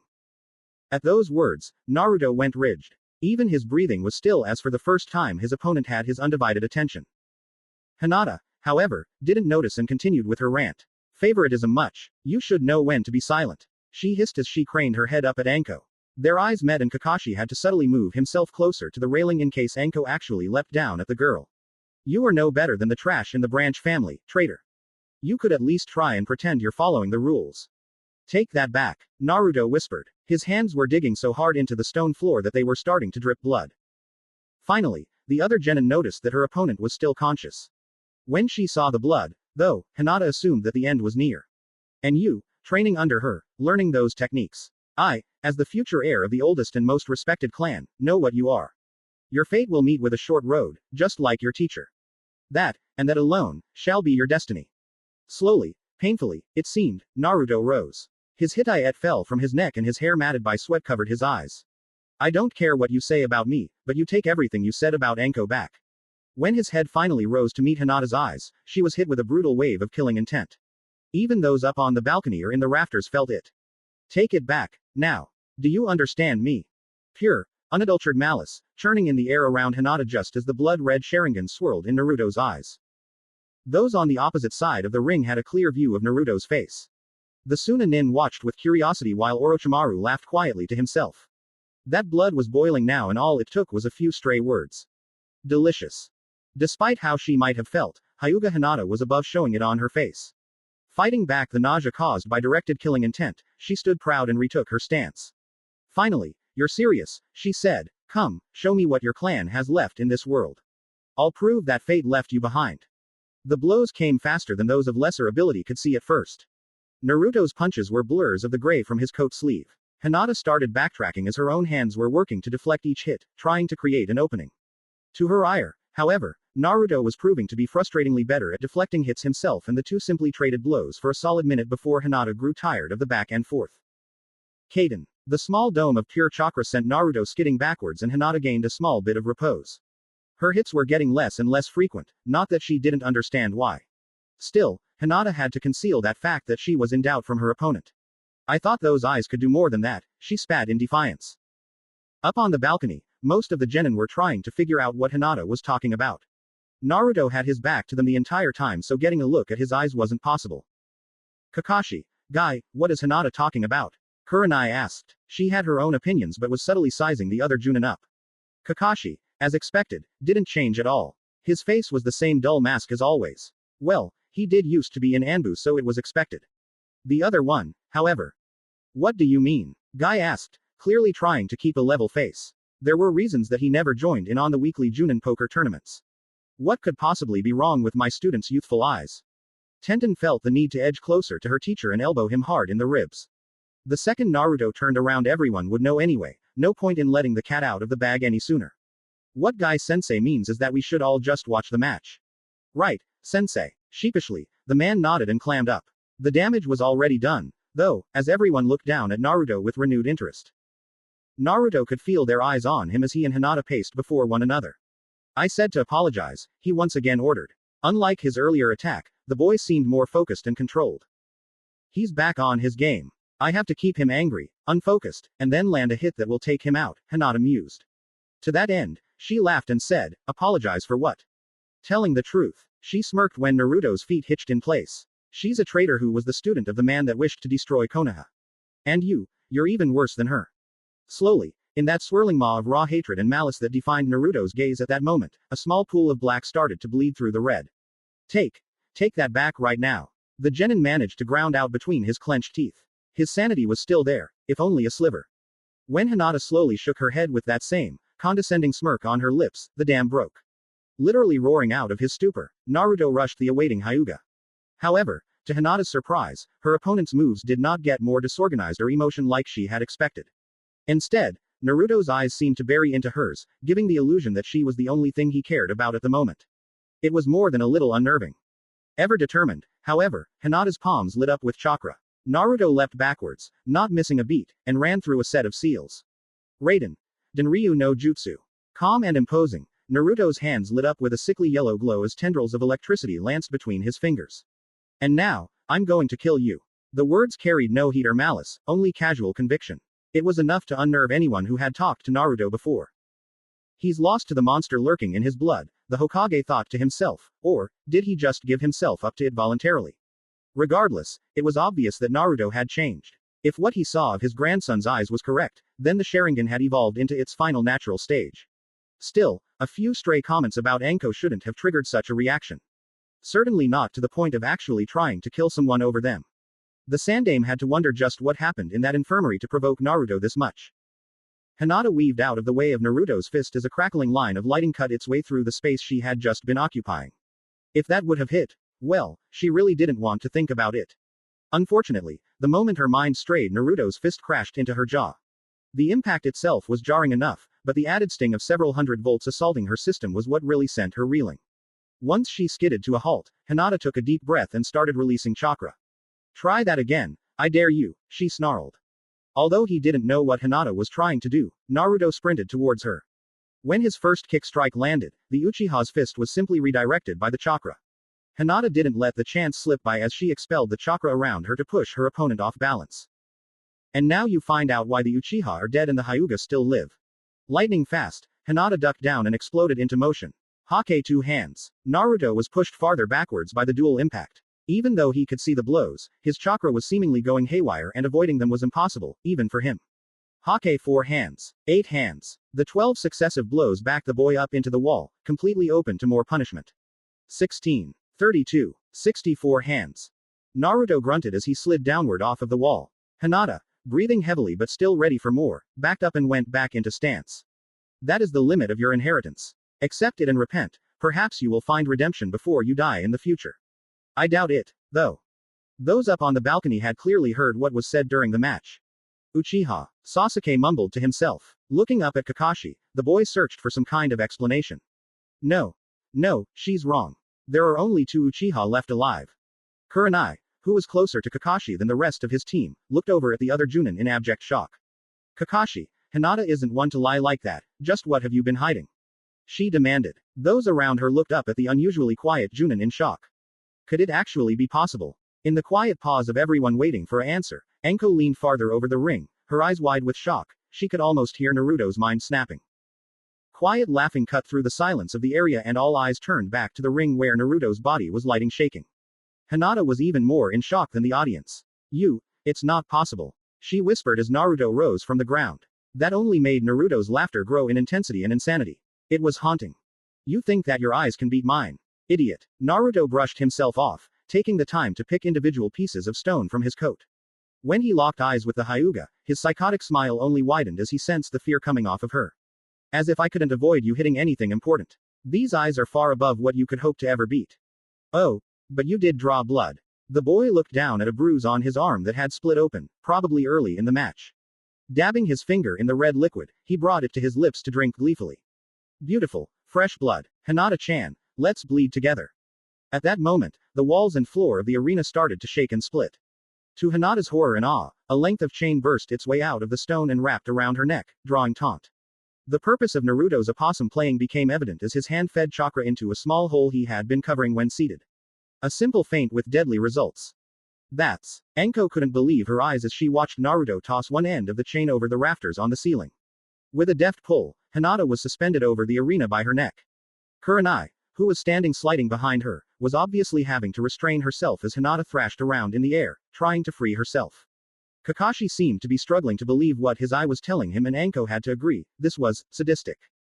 Ah, what's wrong, Hinata-chan? You're not enjoying our game now. Naruto asked as he gave a small tug on his Kusari Fundo. You need to loosen up. This wouldn't have happened if it wasn't your destiny, right? The girl let out a strangled cry as Naruto ran some electrical current up the chain, lighting Hinata up like the pain end of a cattle prod. Just as her screaming reached a new height, the voltage stopped and the chain gave a little slack as Naruto calmly walked towards his captive. Shish, it's all right, he whispered before savagely driving his fist into the girl's mouth, splitting her lip open. Ah, there's that wonderful blood. Let's have a taste. Just as he was about to take a drink, a strong arm had him in a headlock and the chain was wrenched from his fingers. Kakashi slowly let the battered girl down into Kurenai's arms as he kept a firm hold on his nephew. Still, even held as he was, Naruto's hand still snaked out to brush Hinata's jaw. As delicious as I thought it'd be, Hinata-chan, Naruto cooed as a visibly disturbed Hayate called the match in Naruto's favor. Anko stumbled backwards until she hit the wall. That wasn't Naruto, she thought. What the hell happened to him? That question was mirrored by more than one person present. Off on the stage, the Sandaime was doing his level best to remain calm. Although he had seen many more unstable people during his long life, seeing such a streak in his own grandson, blood relation or not, was a bitter pill to swallow. It's not so bad, though. He did win the match, the old Hokage reminded himself. Unlike many of the more idealistic shinobi of the newer generation, the Sandaime knew the world required a certain amount of insanity to get through it. After all, he himself was almost looking forward to seeing his dear old student, Orochimaru, again even if he would have to kill him. No, we live in a glass world, none of us should throw rocks. He did worry about the way Kakashi was looking at the boy, though. Once Hinata was safely out of the arena, Kakashi eased up on his hold and allowed Naruto to escape. What was that? He could barely put the question into words. Naruto turned around and regarded his uncle with the same wild look he had sported during the match. It was a look much like the one the Hokage had described Naruto as having during his fight against the Kumo nin that had abducted him. What's wrong, uncle? You should be happy I won the match. The condescending tone wasn't lost on the Junin and he looked down at his nephew with even more surprise. Choosing his words carefully, as to not rile up Naruto even further, Kakashi answered, wasn't it a bit excessive for a preliminary match? His visible eye narrowed in thought as Naruto's expression went blank. What was that about? Naruto blinked and turned his head to watch Hinata being treated inside the medical bay under the balcony.